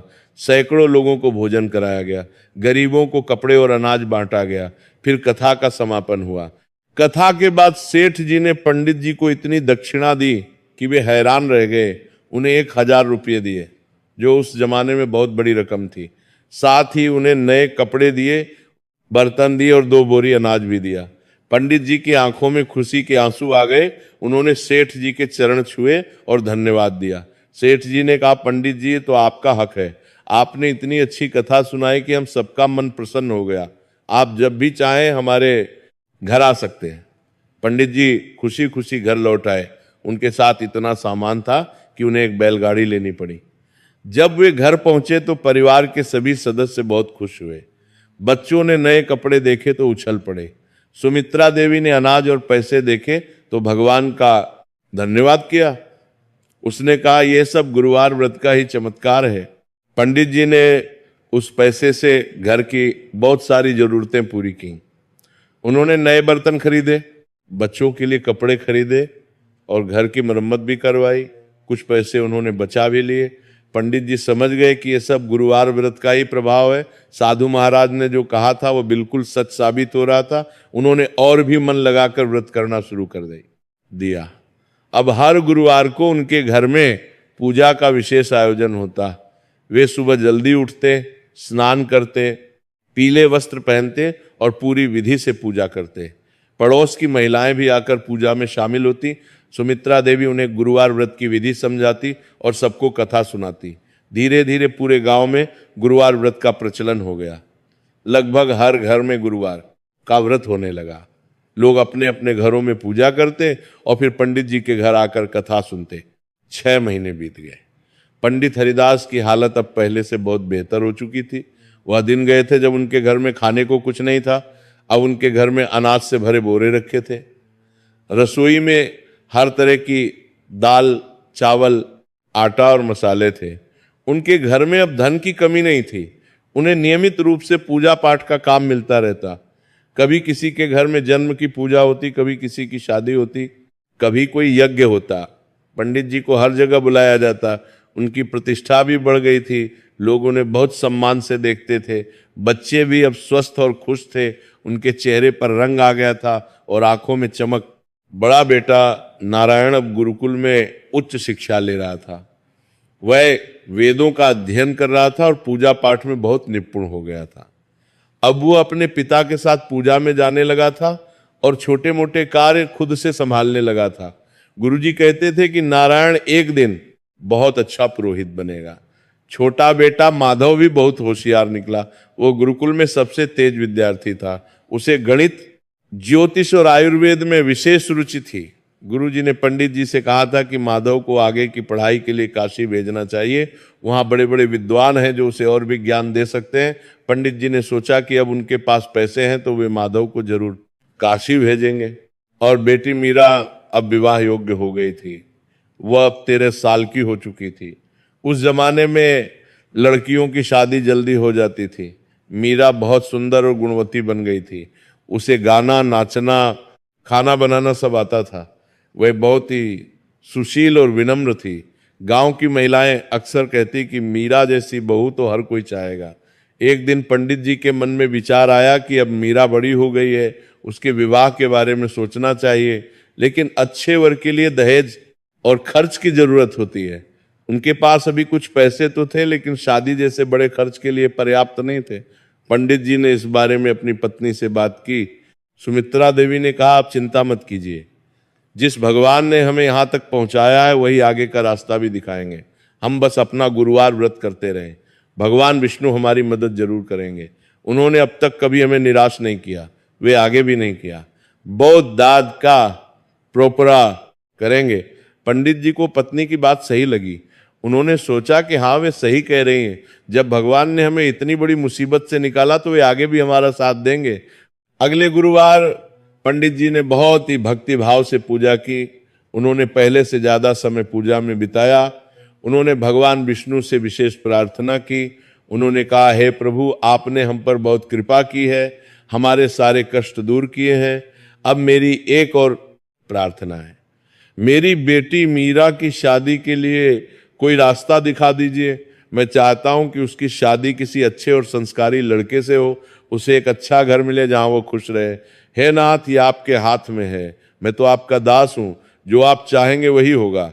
पंडित जी की आंखों में आंसू थे। वे पूरे मन से प्रार्थना कर रहे थे। उस रात फिर से पंडित जी को सपना आया। सपने में फिर से भगवान विष्णु प्रकट हुए। उन्होंने मुस्कुराते हुए कहा, हरिदास, तुम निश्चिंत रहो, तुम्हारी बेटी के लिए मैंने सब कुछ तय कर दिया है। अगले सप्ताह तुम्हारे घर एक मेहमान आएगा, वही तुम्हारी बेटी के लिए उचित वर लेकर आएगा। वो लड़का बहुत अच्छा है और तुम्हारी बेटी उसके घर में बहुत खुश रहेगी। तुम उस मेहमान का आदर सत्कार करना, और हाँ, चिंता मत करो, दहेज की कोई चिंता नहीं है, सब कुछ अच्छे से हो जाएगा। ये कहकर भगवान गायब हो गए। पंडित जी की नींद खुल गई। उनका दिल खुशी से धड़क रहा था। वे समझ गए कि भगवान ने फिर से उनकी सुन ली है। 7 दिन बाद वाकई एक अजनबी व्यक्ति पंडित जी के घर आया। वो व्यक्ति एक पड़ोसी गांव से था। वो भी अच्छे कपड़े पहने हुए था और सम्मानजनक दिख रहा था। उसने अपना परिचय दिया। उसका नाम था मास्टर गोपाल दास। वो एक जमींदार था और उसके पास काफी जमीन जायदाद थी। उसने बताया कि उसका बेटा बहुत पढ़ा लिखा और संस्कारी है। बेटे का नाम था राजेंद्र। राजेंद्र ने शहर से पढ़ाई की थी और अब गांव में ही स्कूल में पढ़ाता था। वो बहुत ही सीधा साधा और धार्मिक लड़का था। गोपाल दास ने कहा कि वो एक ऐसी लड़की की तलाश में है जो धार्मिक हो और अच्छे संस्कारों वाली हो। उसे दिखावे और भौतिकता से दूर एक सरल लड़की चाहिए जो घर संभाल सके और परिवार को प्यार दे सके। गोपाल दास ने बताया कि उसने पंडित जी की बेटी मीरा के बारे में सुना था। गांव में लोग मीरा की बहुत तारीफ करते थे। कहते थे कि वो बहुत गुणवती है, सुशील है और धार्मिक है, इसलिए वह रिश्ते की बात करने आया था। पंडित जी को यह सब सुनकर बहुत खुशी हुई। उन्हें तुरंत अपना सपना याद आ गया। उन्हें समझ आ गया कि ये वही मेहमान है जिसके बारे में भगवान ने कहा था। पंडित जी ने गोपाल दास का बहुत आदर सत्कार किया, उन्हें बैठाया, पानी पिलाया और बात करने लगे। पंडित जी ने पूछा कि आपका बेटा कैसा है और उसकी क्या योग्यता है। गोपाल दास ने विस्तार से बताया कि राजेंद्र बहुत अच्छा लड़का है, वो रोज सुबह पूजा करता है, बुजुर्गों का सम्मान करता है और अपने काम में बहुत ईमानदार है। वह स्कूल में बच्चों को पढ़ाता है और उससे सभी बहुत खुश हैं।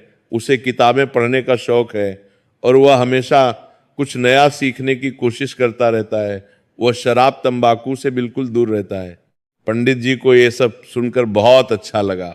फिर गोपाल दास ने कहा, पंडित जी मुझे दहेज की कोई चिंता नहीं है, मुझे बस एक अच्छी बहू चाहिए जो मेरे बेटे को खुश रख सके और घर में सुख शांति बनाए रखे। आपकी बेटी के बारे में मैंने जो सुना है उससे मुझे लगता है कि वह मेरे परिवार के लिए बिल्कुल उपयुक्त है। पंडित जी को ये सब सुनकर ऐसा लगा जैसे उन्हें सपने में ही सब कुछ मिल रहा हो। एक अच्छा लड़का, अच्छा परिवार और वह भी बिना दहेज की मांग के, ये तो सच में भगवान की कृपा थी। पंडित जी ने गोपाल दास से कहा कि वे इस रिश्ते पर सहमत हैं, लेकिन पहले दोनों परिवार एक दूसरे को मिले और लड़का लड़की भी एक दूसरे को देख लें। गोपाल दास ने खुशी से हामी भर दी। अगले सप्ताह दोनों परिवार मिले। राजेंद्र और मीरा ने भी एक दूसरे को देखा। दोनों को एक दूसरे पसंद आए। राजेंद्र मीरा की सरलता और शालीनता से बहुत प्रभावित हुआ और मीरा को राजेंद्र की सभ्यता और शिक्षा बहुत अच्छी लगी। दोनों परिवारों ने रिश्ता तय कर दिया। पंडित जी ने पंडित से शुभ मुहूर्त निकलवाया। 3 महीने बाद शादी का दिन तय हुआ। अब पंडित जी के घर में शादी की तैयारियां शुरू हो गईं। सुमित्रा देवी बहुत खुश थी। वह रोज भगवान का धन्यवाद करती। पंडित जी ने जो पैसे बचाए थे उनसे शादी की तैयारी शुरू कर दी। उन्होंने मीरा के लिए कपड़े खरीदे, गहने बनवाए और घर के सामान खरीदे। वे चाहते थे कि उनकी बेटी की शादी अच्छे से हो।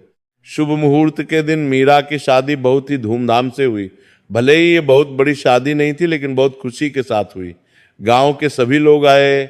शादी में भजन कीर्तन हुए, भगवान की पूजा हुई और फिर फेरे हुए। मीरा दुल्हन के जोड़े में बहुत सुंदर लग रही थी। उसकी आंखों में खुशी और थोड़ी घबराहट दोनों थी। राजेंद्र भी दूल्हे के कपड़ों में बहुत अच्छा लग रहा था। शादी की सभी रस्में बहुत अच्छे से निभाई गईं। मीरा की विदाई के समय पूरा परिवार भावुक हो गया। मीरा रो रही थी और सुमित्रा देवी भी रो रही थी। नारायण और माधव की आंखें भी नम थीं। पंडित जी के चेहरे पर खुशी और दुख दोनों के भाव थे। खुशी इस बात की कि उनकी बेटी को इतना अच्छा घर मिला और दुख इस बात का कि उनकी प्यारी बेटी अब उनसे दूर जा रही है। मीरा ने अपने माता पिता के पैर छुए, दोनों भाइयों को गले लगाया और फिर पालकी में बैठ गई। विदाई के समय पूरा गांव इकट्ठा हो गया था। सब मीरा को आशीर्वाद दे रहे थे। पालकी चली तो सुमित्रा देवी जोर जोर से रोने लगी। पंडित जी ने उसे सांत्वना दी। उन्होंने कहा, रो मत, ये तो हर बेटी की नियति है। हमारी बेटी को भगवान ने इतना अच्छा घर दिया है, हमें खुश होना चाहिए। विदाई के बाद पंडित जी और सुमित्रा देवी ने भगवान विष्णु का धन्यवाद किया। उन्होंने भगवान के सामने हाथ जोड़कर कहा, हे प्रभु, आपने हमारी बेटी को इतना अच्छा जीवन दिया, आपकी कृपा अपरंपार है। हम आपके सदा ठनी रहेंगे, हम जीवन भर आपकी सेवा करते रहेंगे। उन्होंने उसी दिन प्रण लिया कि वे जीवन भर गुरुवार का व्रत करते रहेंगे और कभी इसे नहीं छोड़ेंगे। मीरा की शादी के बाद पंडित जी की प्रतिष्ठा और बढ़ गई। गांव के लोग कहने लगे कि पंडित हरिदास बहुत भाग्यशाली हैं। कुछ महीने पहले तक उनके घर में खाने को कुछ नहीं था और आज उनकी बेटी की शादी इतने अच्छे घर में हुई। ये सब भगवान की कृपा है और भगवान की कृपा उन पर इसलिए हुई क्योंकि वे सच्चे मन से गुरुवार व्रत करते हैं। इस तरह की बातें सुनकर और भी लोग गुरुवार व्रत करने लगे। अब लगभग पूरा गांव गुरुवार को व्रत रखता था। हर घर में पूजा होती, भगवान विष्णु की आरती होती और कथा सुनी जाती। पंडित जी की आमदनी भी अब अच्छी होने लगी थी। लोग उन्हें बड़े बड़े यज्ञों में पुरोहित के रूप में बुलाने लगे। शादियों में, मुंडन में, जनेऊ संस्कार में हर जगह पंडित जी को बुलाया जाता। उनकी ख्याति आसपास के गांवों में भी फैल गई। पास के 3-4 गांवों से भी लोग उन्हें बुलाने लगे। कभी कभी तो महीने भर पहले से ही बुकिंग हो जाती थी। पंडित जी अब बहुत व्यस्त रहने लगे, लेकिन उन्होंने कभी गुरुवार का व्रत नहीं छोड़ा।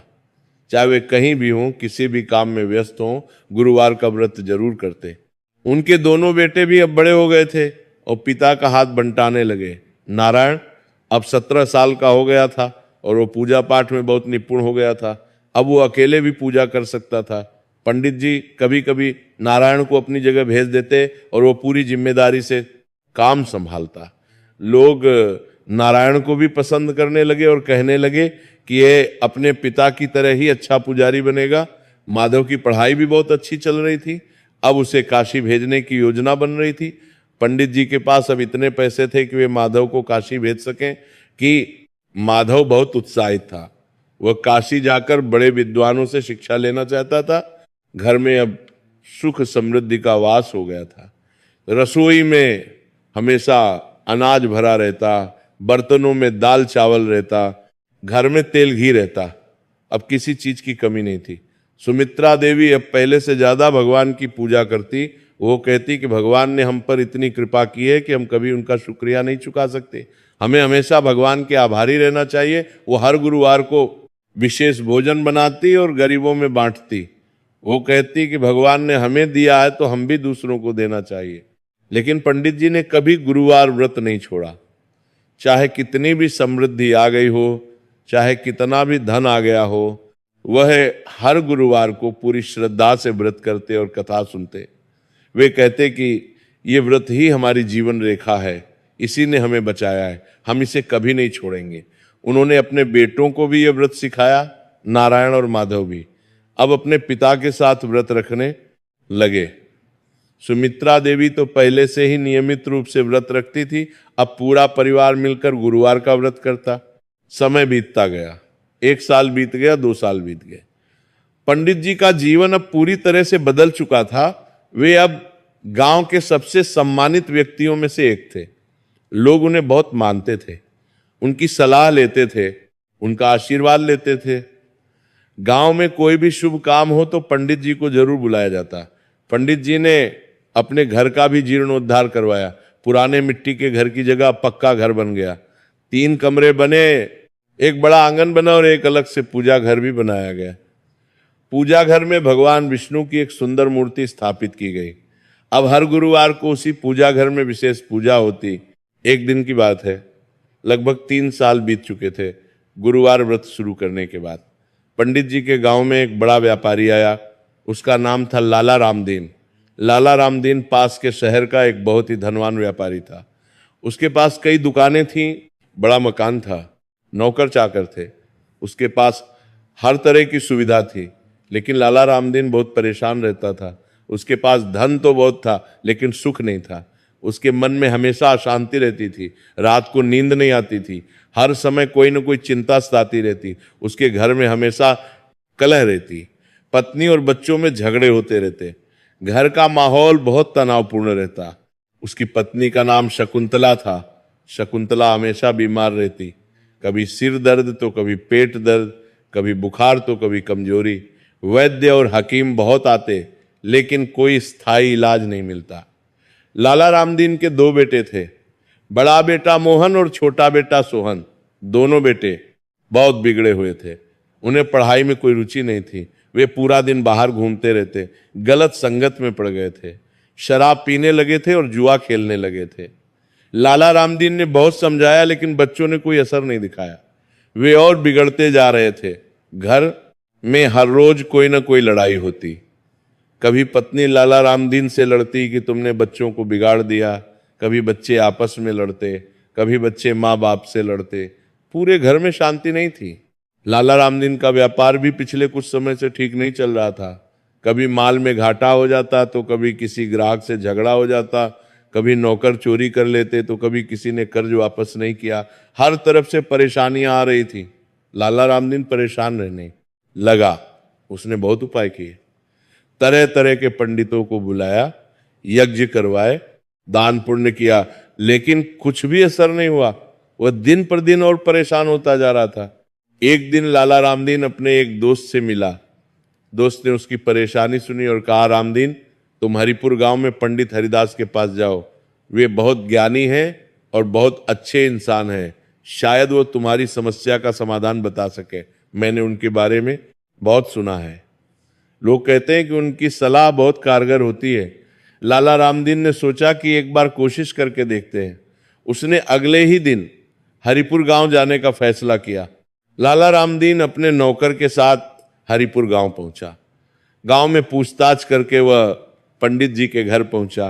पंडित जी उस समय अपने पूजा घर में बैठे भागवत पुराण पढ़ रहे थे। नौकर ने जाकर बताया कि कोई शहर से आया है और आपसे मिलना चाहता है। पंडित जी बाहर आए। उन्होंने लाला रामदीन को देखा। उसके कपड़ों और रंग ढंग से लग रहा था कि वो कोई धनी आदमी है, लेकिन उसके चेहरे पर बहुत परेशानी और दुख के निशान थे। उसकी आंखों में चिंता साफ दिख रही थी। देखी कि आगे को ताकर के अराब देख तो धारने का आराम देखते थे, इन टून तो धारने का आराम बंद भी याद कर रही है। पंडित जी ने बड़े प्रेम से लाला रामदीन का स्वागत किया, उन्हें बैठाया, पानी पिलाया और पूछा कि आप कैसे आए और मैं आपकी क्या सेवा कर सकता हूँ। लाला रामदीन ने अपनी पूरी कहानी सुनाई। उसने बताया कि कैसे उसके पास सब कुछ है लेकिन फिर भी वो दुखी है, कैसे उसकी पत्नी बीमार रहती है, कैसे उसके बच्चे बिगड़ गए, कैसे घर में हमेशा झगड़े होते हैं, कैसे व्यापार भी ठीक नहीं चल रहा है। उसने सब कुछ विस्तार से बताया। बोलते बोलते उसकी आंखों में आंसू आ गए। उसने कहा, पंडित जी, मैंने बहुत कुछ किया लेकिन कुछ भी काम नहीं आया। मुझे नहीं पता कि अब क्या करूं। किसी ने आपके बारे में बताया तो मैं आपके पास आया हूं, कृपया मेरी मदद कीजिए। पंडित जी ने लाला रामदीन की बात ध्यान से सुनी।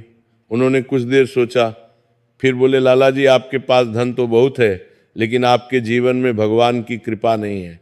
जहां भगवान की कृपा नहीं होती वहां चाहे कितना भी धन हो, सुख नहीं मिलता। धन से सुख नहीं मिलता, सुख तो भगवान की कृपा से मिलता है। आपको अपने जीवन में भगवान को लाना होगा। आप गुरुवार का व्रत करना शुरू कीजिए। ये व्रत बहुत शक्तिशाली है। भगवान विष्णु और देवगुरु बृहस्पति की कृपा से आपके घर में शांति आएगी, आपकी पत्नी स्वस्थ होगी, आपके बच्चे सुधरेंगे, आपका व्यापार भी ठीक हो जाएगा। लाला रामदीन ने पहले तो इस बात पर पूरा विश्वास नहीं किया। उसने सोचा कि ये तो केवल एक व्रत है, इससे क्या होगा। मैंने इतने बड़े बड़े यज्ञ करवाए, इतना दान पुण्य किया, कुछ नहीं हुआ, एक व्रत से क्या हो जाएगा। लेकिन पंडित जी की बातों में कुछ ऐसा था, उनकी आंखों में ऐसा विश्वास था कि लाला रामदीन के मन में थोड़ी आशा जगी। उसने सोचा कि एक बार कोशिश करके देखते हैं, नुकसान तो कुछ नहीं है, अगर फायदा हो गया तो अच्छा है, नहीं हुआ तो कोई बात नहीं। पंडित जी ने लाला रामदीन को पूरी विधि समझाई। उन्होंने बताया कि गुरुवार के दिन क्या क्या करना है, कैसे पूजा करनी है, क्या खाना है और क्या नहीं खाना है, कथा कैसे सुननी है, सब कुछ विस्तार से समझाया। लाला रामदीन ने सब कुछ ध्यान से सुना और याद किया। फिर पंडित जी ने कहा, लाला जी, कम से कम 7 गुरुवार लगातार व्रत जरूर रखिए और जब तक करो पूरी श्रद्धा से करो। अगर मन में शंका रहेगी तो कोई फायदा नहीं होगा। पूरे विश्वास के साथ करो, भगवान जरूर मदद करेंगे। लाला रामदीन ने पंडित जी के चरण छुए और वापस चला गया। घर पहुंचकर उसने अपनी पत्नी शकुंतला को सब कुछ बताया। शकुंतला ने कहा कि चलो एक बार कोशिश करते हैं, शायद कुछ फायदा हो जाए। अगले गुरुवार से लाला रामदीन और उसकी पत्नी दोनों ने व्रत रखना शुरू कर दिया। पहले हफ्ते उन्होंने सुबह उठकर स्नान किया, पीले कपड़े पहने, घर में एक कमरे को साफ किया और वहां भगवान विष्णु की तस्वीर लगाई।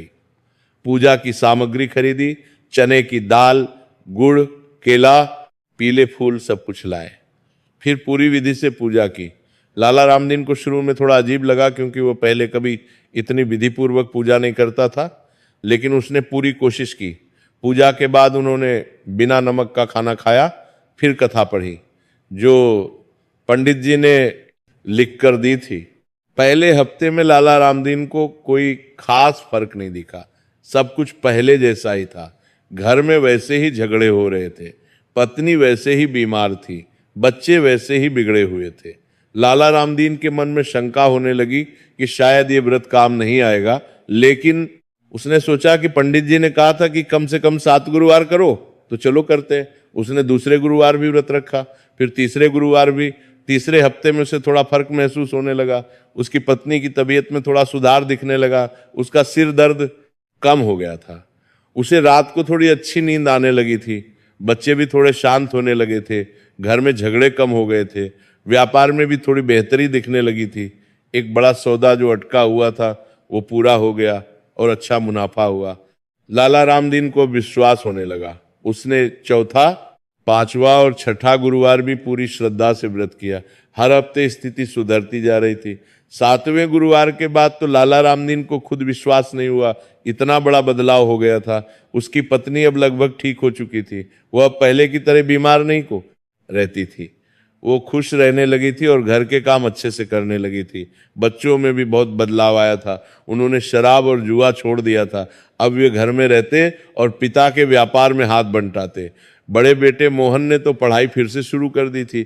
छोटा बेटा सोहन दुकान में पिता के साथ बैठने लगा था, उसे व्यापार में रुचि आने लगी थी। घर में अब पहले जैसी कलह नहीं रही थी, सभी सदस्य प्रेम से रहने लगे थे। घर का माहौल बिल्कुल बदल गया था, व्यापार में भी बहुत सुधार हो गया था, नए ग्राहक मिल रहे थे, पुराने कर्जे वापस आ रहे थे, मुनाफा बढ़ रहा था, हर तरफ से अच्छी खबरें आ रही थी। लाला रामदीन बहुत खुश हुए, वह समझ गए कि यह सब गुरुवार व्रत का ही चमत्कार है। उन्होंने तुरंत पंडित हरिदास के पास जाने का फैसला किया। अगले ही दिन वह फिर से हरिपुर गांव पहुंचे। इस बार उनके चेहरे पर खुशी थी, आंखों में चमक थी। वे पंडित जी के घर पहुंचे। पंडित जी बाहर आए, लाला रामदीन ने तुरंत उनके चरण छुए, बोले, पंडित जी, आपने मुझे नया जीवन दे दिया, आपने मेरे परिवार को बचा लिया, मैं आपका बहुत आभारी हूं। पंडित जी ने उन्हें उठाया और बैठाया, फिर बोले, लाला जी, ये मेरी नहीं, भगवान विष्णु की कृपा है, आप उनका धन्यवाद कीजिए, और हाँ, ये व्रत कभी मत छोड़िएगा, जब तक जीवन है तब तक ये व्रत करते रहिए, इससे आपका जीवन हमेशा सुखी रहेगा। लाला रामदीन ने कहा, जी पंडित जी, मैं ये व्रत कभी नहीं छोड़ूंगा, और मैं चाहता हूं कि आपके उपकार के बदले में मैं कुछ करूं, आप मुझसे जो भी कहे मैं करने को तैयार हूं।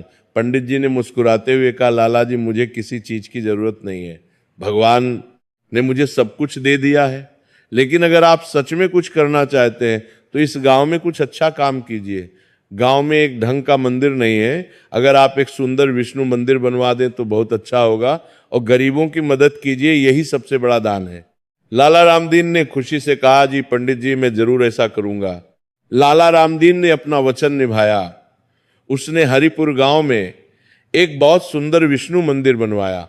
मंदिर बनाने में लगभग 6 महीने लगे। मंदिर बहुत बड़ा और भव्य बना, संगमरमर के पत्थरों से बना था। अंदर भगवान विष्णु की एक बहुत सुंदर मूर्ति स्थापित की गई। मूर्ति काले पत्थर की थी और बहुत ही आकर्षक थी। भगवान विष्णु 4 हाथों में शंख, चक्र, गदा और पद्म लिए हुए थे। मंदिर के बाहर एक बड़ा आंगन बनाया गया जहां लोग बैठ सकते थे। मंदिर में रोज पूजा और आरती की व्यवस्था की गई। लाला रामदीन ने एक पुजारी की भी नियुक्ति की जो रोज मंदिर में पूजा करता। मंदिर में हर गुरुवार को विशेष पूजा होती और बड़ी धूमधाम से आरती होती। गुरुवार को गरीबों में प्रसाद बांटा जाता, कभी कभी भंडारा भी होता जिसमें सैकड़ों लोग खाना खाते। मंदिर बन जाने के बाद पूरे गांव में खुशी की लहर दौड़ गई। अब गांव वालों को पूजा के लिए दूर नहीं जाना पड़ता था। अपने ही गांव में एक सुंदर मंदिर था। लोग रोज मंदिर जाते, भगवान के दर्शन करते और मन की शांति पाते। मंदिर के उद्घाटन के दिन बहुत बड़ा समारोह हुआ। आसपास के गांवों से भी लोग आए, बड़े बड़े विद्वान पंडित आए। पूरे दिन भजन कीर्तन हुए। शाम को बहुत भव्य आरती हुई। हजारों लोगों ने आरती में भाग लिया। फिर बड़े पैमाने पर भंडारा हुआ। हजारों लोगों को खाना खिलाया गया। गरीबों को कपड़े और पैसे बांटे गए। पूरा गांव खुशी से झूम उठा। इस घटना के बाद पंडित हरिदास की ख्याति और भी दूर दूर तक फैल गई। लाला रामदीन ने अपने शहर में सबको बताया कि कैसे पंडित हरिदास ने उनकी जिंदगी बदल दी, कैसे गुरुवार व्रत ने उनके परिवार में सुख शांति ला दी। ये बात सुनकर शहर के और भी लोग पंडित जी के पास आने लगे। दूर दूर से लोग आते और पंडित जी से सलाह लेते। पंडित जी हर किसी को गुरुवार व्रत की महिमा बताते और विधि समझाते। उनके प्रयास से सैकड़ों लोगों ने गुरुवार व्रत करना शुरू किया, और जिन लोगों ने भी सच्चे मन से ये व्रत किया उनके जीवन में सकारात्मक बदलाव आए। किसी की बीमारी ठीक हो गई, किसी का व्यापार चल पड़ा, किसी के घर में बच्चा हुआ, किसी की नौकरी लग गई। हर किसी के जीवन में कुछ न कुछ अच्छा हुआ। समय बीतता गया। पंडित हरिदास अब बूढ़े हो चले थे। उनकी उम्र अब 60 के पार हो गई थी। उनके बाल सफेद हो गए थे, दाढ़ी भी सफेद हो गई थी, चेहरे पर झुर्रियां पड़ गई थी, लेकिन उनका उत्साह वैसा ही था। उनकी आवाज में वही मधुरता थी, उनकी आंखों में वही मधुरता थी, उनकी आंखों में वही परबंध राना था, चमक थी। वह अब भी हर गुरुवार को व्रत रखते और पूरी विधि से पूजा करते। अब तो उनका पूरा परिवार साथ में व्रत करता। नारायण की शादी हो चुकी थी और उसका एक छोटा सा बेटा भी था। वह भी अपने पिता के साथ पूजा में शामिल होता। माधव काशी से पढ़ाई पूरी करके लौट आया था।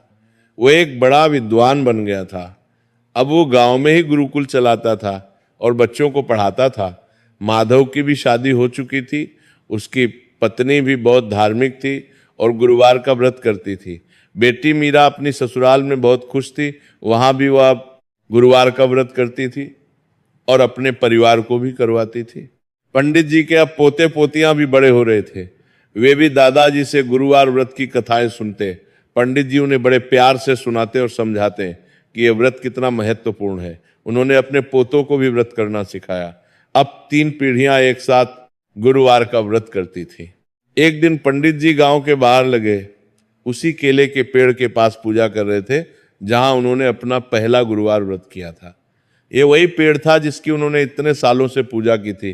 पेड़ अब और भी बड़ा हो गया था, उसके पत्ते हरे भरे और चमकदार थे। पंडित जी पूजा कर रहे थे और भगवान का भजन गा रहे थे।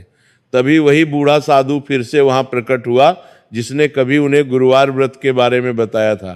पंडित जी ने साधु को देखते ही पहचान लिया, उनकी आंखें खुशी से भर गईं। वह तुरंत उठे और साधु के चरणों में गिर पड़े।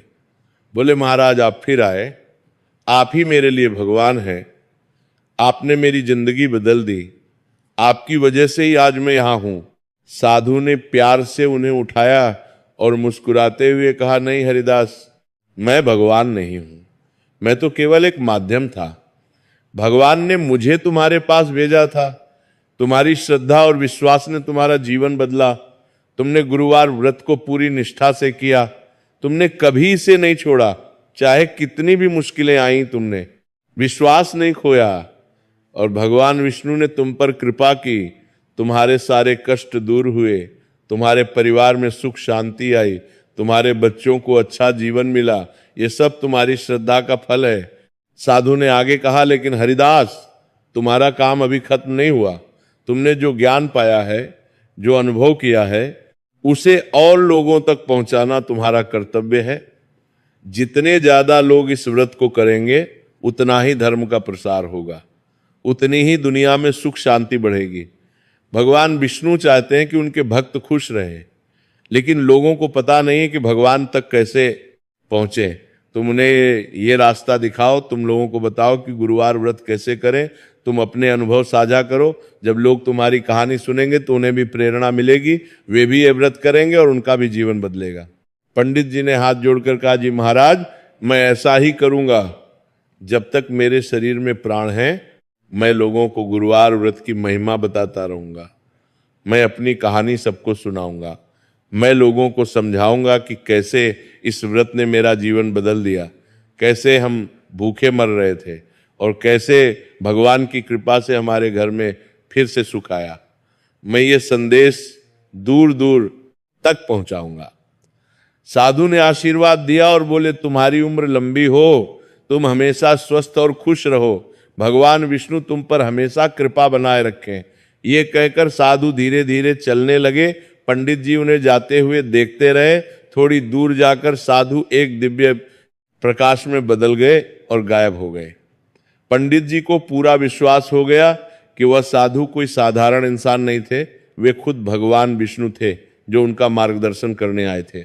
उसके बाद पंडित हरिदास ने अपना जीवन पूरी तरह से लोक कल्याण में लगा दिया। वो सिर्फ अपने गांव में ही नहीं बल्कि आसपास के सभी गांवों में जाने लगे। वो लोगों को गुरुवार व्रत के बारे में बताते। उन्होंने कई जगह मंदिरों में कथा का आयोजन करवाया। जहां भी जाते लोगों को अपनी कहानी सुनाते। लोग उनकी कहानी सुनकर बहुत प्रभावित होते। उन्हें विश्वास होता कि अगर पंडित जी के साथ ऐसा हो सकता है तो उनके साथ भी हो सकता है। उनकी वजह से हजारों लोगों ने गुरुवार व्रत करना शुरू किया और जिन लोगों ने भी सच्चे मन रहा उनके बार तक के लिए से यह व्रत किया, उनके जीवन में सकारात्मक बदलाव आए। कहीं किसी की बीमारी दूर हुई, कहीं किसी का कर्ज उतर गया, कहीं किसी के घर में शादी हो गई, कहीं किसी को नौकरी मिल गई। हर जगह अच्छी खबरें आने लगीं। पंडित जी ने अपने जीवन के अंतिम दिनों में अपने बेटों नारायण और माधव को बुलाया, अपने पोतों को भी बुलाया, पूरे परिवार को इकट्ठा किया। फिर उन्होंने कहा, बच्चों, मेरा समय अब पूरा होने वाला है। मैं बूढ़ा हो गया हूँ, शरीर अब कमजोर हो गया है, लेकिन मरने से पहले मैं तुम सबको कुछ बताना चाहता हूं, ये बहुत महत्वपूर्ण है, इसलिए ध्यान से सुनो। हमारे जीवन में जो भी सुख समृद्धि आई, जो भी खुशियां मिली, वह सब गुरुवार व्रत की वजह से आई। भगवान विष्णु की कृपा ने हमें बचाया। तुम लोग याद रखो कि एक समय था जब हमारे घर में खाने को कुछ नहीं था, तुम बच्चे भूखे सो जाते थे, तुम्हारी माँ रोती थी, मैं खुद भी बहुत परेशान था, लेकिन भगवान ने हमें नहीं छोड़ा। उन्होंने एक साधु को भेजा जिसने हमें गुरुवार व्रत के बारे में बताया। हमने पूरी श्रद्धा से व्रत किया और धीरे धीरे सब कुछ बदल गया। आज हमारे पास सब कुछ है, हम सुखी हैं। लेकिन ये मत भूलना कि ये सब किसकी कृपा से मिला है। पंडित जी ने आगे कहा, तुम लोग कभी ये व्रत मत छोड़ना, चाहे कुछ भी हो जाए, चाहे कितनी भी व्यस्तता हो, गुरुवार का व्रत जरूर करना और अपनी आने वाली पीढ़ियों को भी यह सिखाना। ये हमारी विरासत है, ये हमारी जीवन रेखा है। जब तक हम इस व्रत को करते रहेंगे, भगवान की कृपा हम पर बनी रहेगी। और हाँ, जो ज्ञान तुम्हें मिला है उसे दूसरों तक भी पहुंचाना, लोगों को बताना कि गुरुवार व्रत कितना शक्तिशाली है। जितने ज्यादा लोग ये व्रत करेंगे उतना ही अच्छा होगा। ये तुम्हारा धर्म है, तुम्हारा कर्तव्य है। सभी ने आंसू भरी आंखों से हामी भरी। नारायण ने कहा, पिताजी आप चिंता मत कीजिए, हम कभी ये व्रत नहीं छोड़ेंगे, हम इसे अपनी आने वाली पीढ़ियों तक पहुंचाएंगे। माधव ने कहा, पिताजी हम लोगों को भी इसके बारे में बताएंगे, मैं अपने गुरुकुल में बच्चों को भी ये सिखाऊंगा। पोते ने कहा, दादाजी मैं भी जीवन भर ये व्रत करूंगा। पंडित जी मुस्कुराए, उन्हें संतोष हुआ कि उनका संदेश अगली पीढ़ियों तक पहुंच जाएगा। कुछ दिनों बाद एक सुबह पंडित हरिदास ने अपनी आखिरी सांस ली। वह गुरुवार का दिन था। उस दिन भी उन्होंने सुबह व्रत रखा था, पूजा की थी और भगवान का नाम लिया था। दोपहर में जब वो आराम कर रहे थे तो उन्होंने अपनी आंखें बंद कर ली। चेहरे पर एक मुस्कान थी, ऐसा लग रहा था जैसे वो बहुत शांति से सो रहे हो। परिवार के लोगों ने जब उन्हें जगाने की कोशिश की तो पता चला कि वह इस दुनिया को छोड़कर जा चुके हैं। सुमित्रा देवी जोर जोर से रोने लगी, बच्चे भी रो रहे थे। पूरे गांव में शोक की लहर दौड़ गई। लोग दूर दूर से आए और पंडित जी को अंतिम श्रद्धांजलि दी। सभी कह रहे थे कि पंडित जी एक महान आत्मा थे, उन्होंने हजारों लोगों की जिंदगी बदल दी, उनकी शिक्षाएं हमेशा हमारे साथ रहेंगी। पंडित हरिदास के जाने के बाद भी उनकी परंपरा जारी रही। उनके बेटे पोते और आने वाली पीढ़ियां सभी गुरुवार व्रत करती रही। आज भी उस गांव में पंडित हरिदास की याद में हर गुरुवार को विशेष पूजा होती है। लाला रामदीन द्वारा बनवाए गए मंदिर में आज भी हर गुरुवार को सैकड़ों लोग आते हैं और भगवान विष्णु की पूजा करते हैं। मंदिर के बाहर एक पत्थर पर पंडित हरिदास का नाम खुदा हुआ है, जो उनकी स्मृति में लगाया गया था। पंडित जी के वंशज आज भी उसी परंपरा को निभा रहे हैं। वे लोगों को गुरुवार व्रत के बारे में बता रहे हैं और उनकी कहानी सुना रहे हैं। दर्शक बंधु, ये थी पंडित हरिदास और गुरुवार व्रत की यह दिव्य कथा। इस कथा से हमें कई महत्वपूर्ण शिक्षाएं मिलती हैं। सबसे पहली और सबसे बड़ी शिक्षा तो यही है कि जीवन में कितनी भी बड़ी मुसीबत क्यों ना आए, हमें कभी भगवान पर से विश्वास नहीं खोना चाहिए। पंडित हरिदास के पास कुछ भी नहीं था, उनके बच्चे भूखे थे, घर में अनाज नहीं था, चारों तरफ से मुसीबतें आ रही थी, लेकिन फिर भी उन्होंने भगवान पर भरोसा नहीं खोया। और देखिए भगवान ने उनकी कैसी मदद की। भगवान हमेशा अपने भक्तों का साथ देते हैं, बस हमें धैर्य रखना होता है और विश्वास बनाए रखना होता है।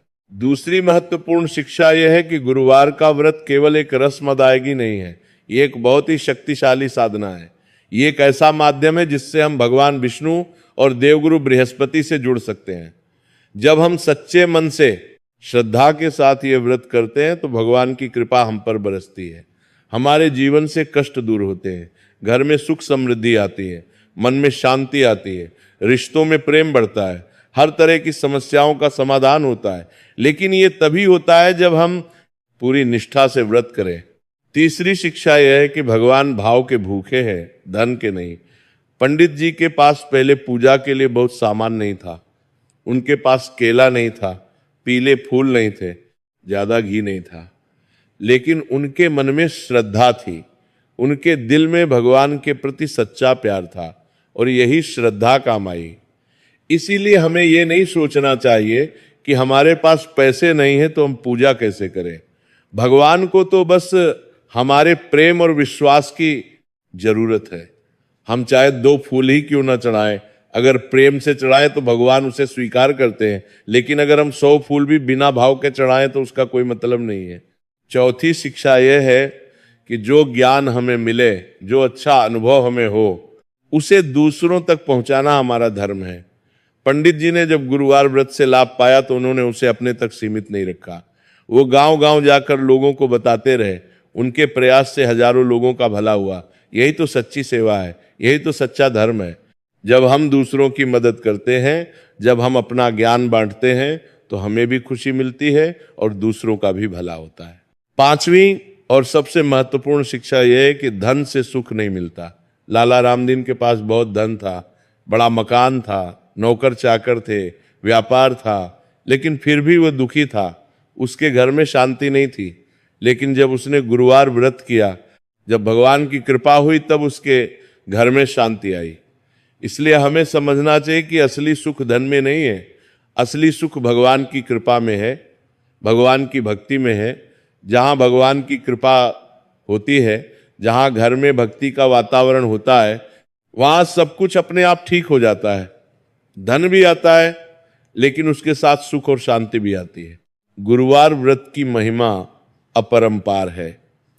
यह व्रत हमारे पूर्वजों द्वारा बताया गया एक बहुत ही पवित्र और फलदायी व्रत है। हमारे शास्त्रों में, हमारे पुराणों में इस व्रत की बहुत महिमा बताई गई है। जो भी व्यक्ति इस व्रत को सच्चे मन से करता है, पूरी विधि से करता है, उसके जीवन में चमत्कार होते हैं।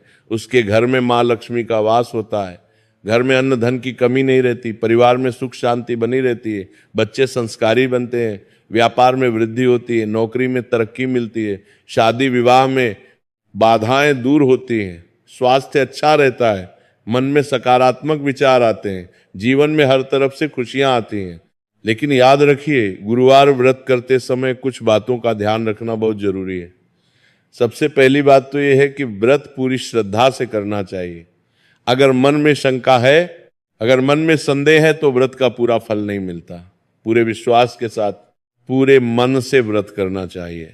दूसरी बात यह है कि व्रत को नियमित रूप से करना चाहिए। 1-2 बार करके छोड़ देने से कोई विशेष लाभ नहीं होता, इसे लगातार करना चाहिए। हर गुरुवार को नियम से व्रत रखना चाहिए।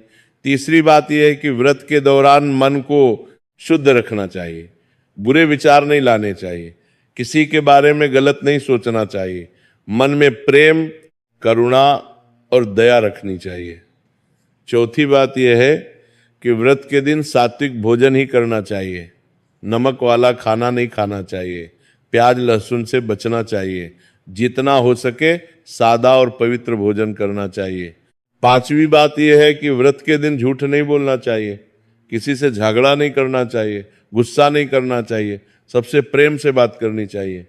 6ठी बात यह है कि अगर संभव हो तो गरीबों की मदद करनी चाहिए, कुछ दान देना चाहिए, भले ही थोड़ा सा ही क्यों ना हो। चाहे 1 रोटी ही किसी भूखे को खिला दें, चाहे 1 गिलास पानी ही किसी प्यासे को पिला दें, यह भी पुण्य का काम है। 7वीं बात यह है कि व्रत की कथा जरूर सुननी या पढ़नी चाहिए। कथा सुनने से व्रत का महत्व समझ में आता है और मन में और विश्वास पैदा होता है। 8वीं बात यह है कि केले के पेड़ की पूजा जरूर करनी चाहिए। अगर घर में केले का पेड़ है तो बहुत अच्छा, नहीं तो पास में कहीं केले का पेड़ ढूंढकर उसकी पूजा करनी चाहिए। केले का पेड़ देवगुरु बृहस्पति को बहुत प्रिय है। 9वीं बात यह है कि पूजा में पीले रंग का विशेष महत्व है। पीले कपड़े पहनने चाहिए, पीले फूल चढ़ाने चाहिए, हल्दी का इस्तेमाल करना चाहिए। पीला रंग गुरु बृहस्पति का रंग है। 10वीं बात यह है कि व्रत के दिन भगवान विष्णु के साथ साथ देवगुरु बृहस्पति की भी पूजा करनी चाहिए, उनका भी ध्यान करना चाहिए, उन्हें भी प्रणाम करना चाहिए। 11वीं बात यह है कि अगर किसी कारण से पूरा व्रत नहीं कर सकते तो कम से कम उस दिन भगवान की पूजा जरूर करनी चाहिए। थोड़ा समय निकालकर भगवान के सामने बैठना चाहिए, उनका नाम लेना चाहिए। 12वीं बात यह है कि व्रत केवल एक दिन का काम नहीं है, ये एक जीवन शैली है। हमें हर दिन भगवान को याद रखना चाहिए, लेकिन गुरुवार का दिन विशेष है, इसलिए इस दिन विशेष पूजा और व्रत करना चाहिए। 13वीं बात यह है कि व्रत करते समय परिवार के सभी सदस्यों को साथ लेना चाहिए। बच्चों को भी ये सिखाना चाहिए, पत्नी या पति को भी साथ लेना चाहिए। जब पूरा परिवार साथ मिलकर पूजा करता है तो उसका प्रभाव और भी ज्यादा होता है। 14वीं बात यह है कि व्रत का फल पाने के लिए तुरंत परिणाम की उम्मीद नहीं रखनी चाहिए, धैर्य रखना चाहिए। भगवान सही समय पर सब कुछ ठीक कर देते हैं। 15वीं में और आखिरी बात यह है कि व्रत किसी लालच में नहीं करना चाहिए। ये सोचकर नहीं करना चाहिए कि मुझे ये मिलेगा या वह मिलेगा, बल्कि भगवान के प्रति सच्ची श्रद्धा और प्रेम से करना चाहिए। बाकी सब भगवान की मर्जी पर छोड़ देना चाहिए। दोस्तों, मैं आपको ये भी बता दूं कि गुरुवार व्रत केवल हिंदू धर्म में ही नहीं बल्कि कई अन्य संस्कृतियों में भी गुरुवार का दिन विशेष माना जाता है। कई जगहों पर इस दिन को शुभ माना जाता है। इस दिन शुभ काम किए जाते हैं। ये दिन ज्ञान, विद्या और धन का दिन माना जाता है। ज्योतिष शास्त्र में भी गुरुवार को बृहस्पति का दिन माना जाता है। बृहस्पति देवताओं के गुरु हैं। वे ज्ञान के देवता हैं, धर्म के देवता हैं, न्याय के देवता हैं। उनकी कृपा से व्यक्ति में ज्ञान आता है, बुद्धि का विकास होता है, धर्म की समझ आती है। इसलिए विद्यार्थियों के लिए तो ये व्रत बहुत ही फलदायी है। जो बच्चे पढ़ाई में कमजोर हैं, जिन्हें पढ़ाई में मन नहीं लगता, उन्हें गुरुवार व्रत जरूर करना चाहिए। देवगुरु बृहस्पति की कृपा से उनकी बुद्धि तेज होगी और पढ़ाई में मन लगेगा। व्यापारियों के लिए भी ये व्रत बहुत अच्छा है। जिन लोगों का व्यापार ठीक नहीं चल रहा, जिन्हें घाटा हो रहा है, उन्हें गुरुवार व्रत करना चाहिए। भगवान विष्णु और देवगुरु बृहस्पति की कृपा से व्यापार में वृद्धि होती है, सही ग्राहक मिलते हैं, अच्छे सौदे होते हैं, मुनाफा बढ़ता है। नौकरी पेशा लोगों के लिए भी ये व्रत बहुत फायदेमंद है। जिन्हें प्रमोशन नहीं तरह मिल रहा, जिन्हें नौकरी में परेशानी हो रही है, उन्हें ये व्रत करना चाहिए। इससे नौकरी में स्थिरता आती है, अधिकारियों का सहयोग मिलता है, तरक्की के रास्ते खुलते हैं। जिन लोगों की शादी नहीं हो रही, जिनकी शादी में बाधाएं आ रही हैं, उन्हें भी गुरुवार व्रत करना चाहिए। इस व्रत से विवाह की बाधाएं दूर होती हैं और अच्छा जीवन साथी मिलता है। जिन दंपतियों के बीच में कलह है, झगड़े होते रहते हैं, उन्हें भी साथ मिलकर यह व्रत करना चाहिए। इससे रिश्तों में मधुरता आती है, प्रेम बढ़ता है और घर में शांति का वातावरण बनता है। जिन लोगों को संतान सुख नहीं मिल रहा, उन्हें भी ये व्रत करना चाहिए। भगवान विष्णु की कृपा से संतान का सुख मिलता है। जिनके बच्चे बिगड़ गए हैं, जो माता पिता की बात नहीं सुनते, उन माता पिता को भी ये व्रत करना चाहिए। बच्चे सुधरते हैं और संस्कारी बनते हैं। जो लोग किसी बीमारी से परेशान हैं, खासकर अगर बीमारी लंबे समय से चल रही है और कोई इलाज काम नहीं कर रहा, तो उन्हें भी ये व्रत करना चाहिए। भगवान की कृपा से स्वास्थ्य में सुधार होता है। जो लोग कर्ज में डूबे हुए हैं, जिन पर बहुत कर्ज है और वे कर्ज से मुक्त नहीं हो पा रहे, उन्हें भी ये व्रत करना चाहिए। देवगुरु बृहस्पति की कृपा से कर्ज से मुक्ति का रास्ता मिलता है। जिन लोगों को कोर्ट केस में परेशानी हो रही है, कानूनी समस्याएं हैं, उन्हें भी ये व्रत करना चाहिए। बृहस्पति न्याय के देवता हैं, उनकी कृपा से न्याय मिलता है। जिन लोगों के घर में वास्तु दोष है, नकारात्मक ऊर्जा है, उन्हें भी ये व्रत करना चाहिए। इस व्रत से घर में सकारात्मक ऊर्जा आती है और नकारात्मकता दूर होती है।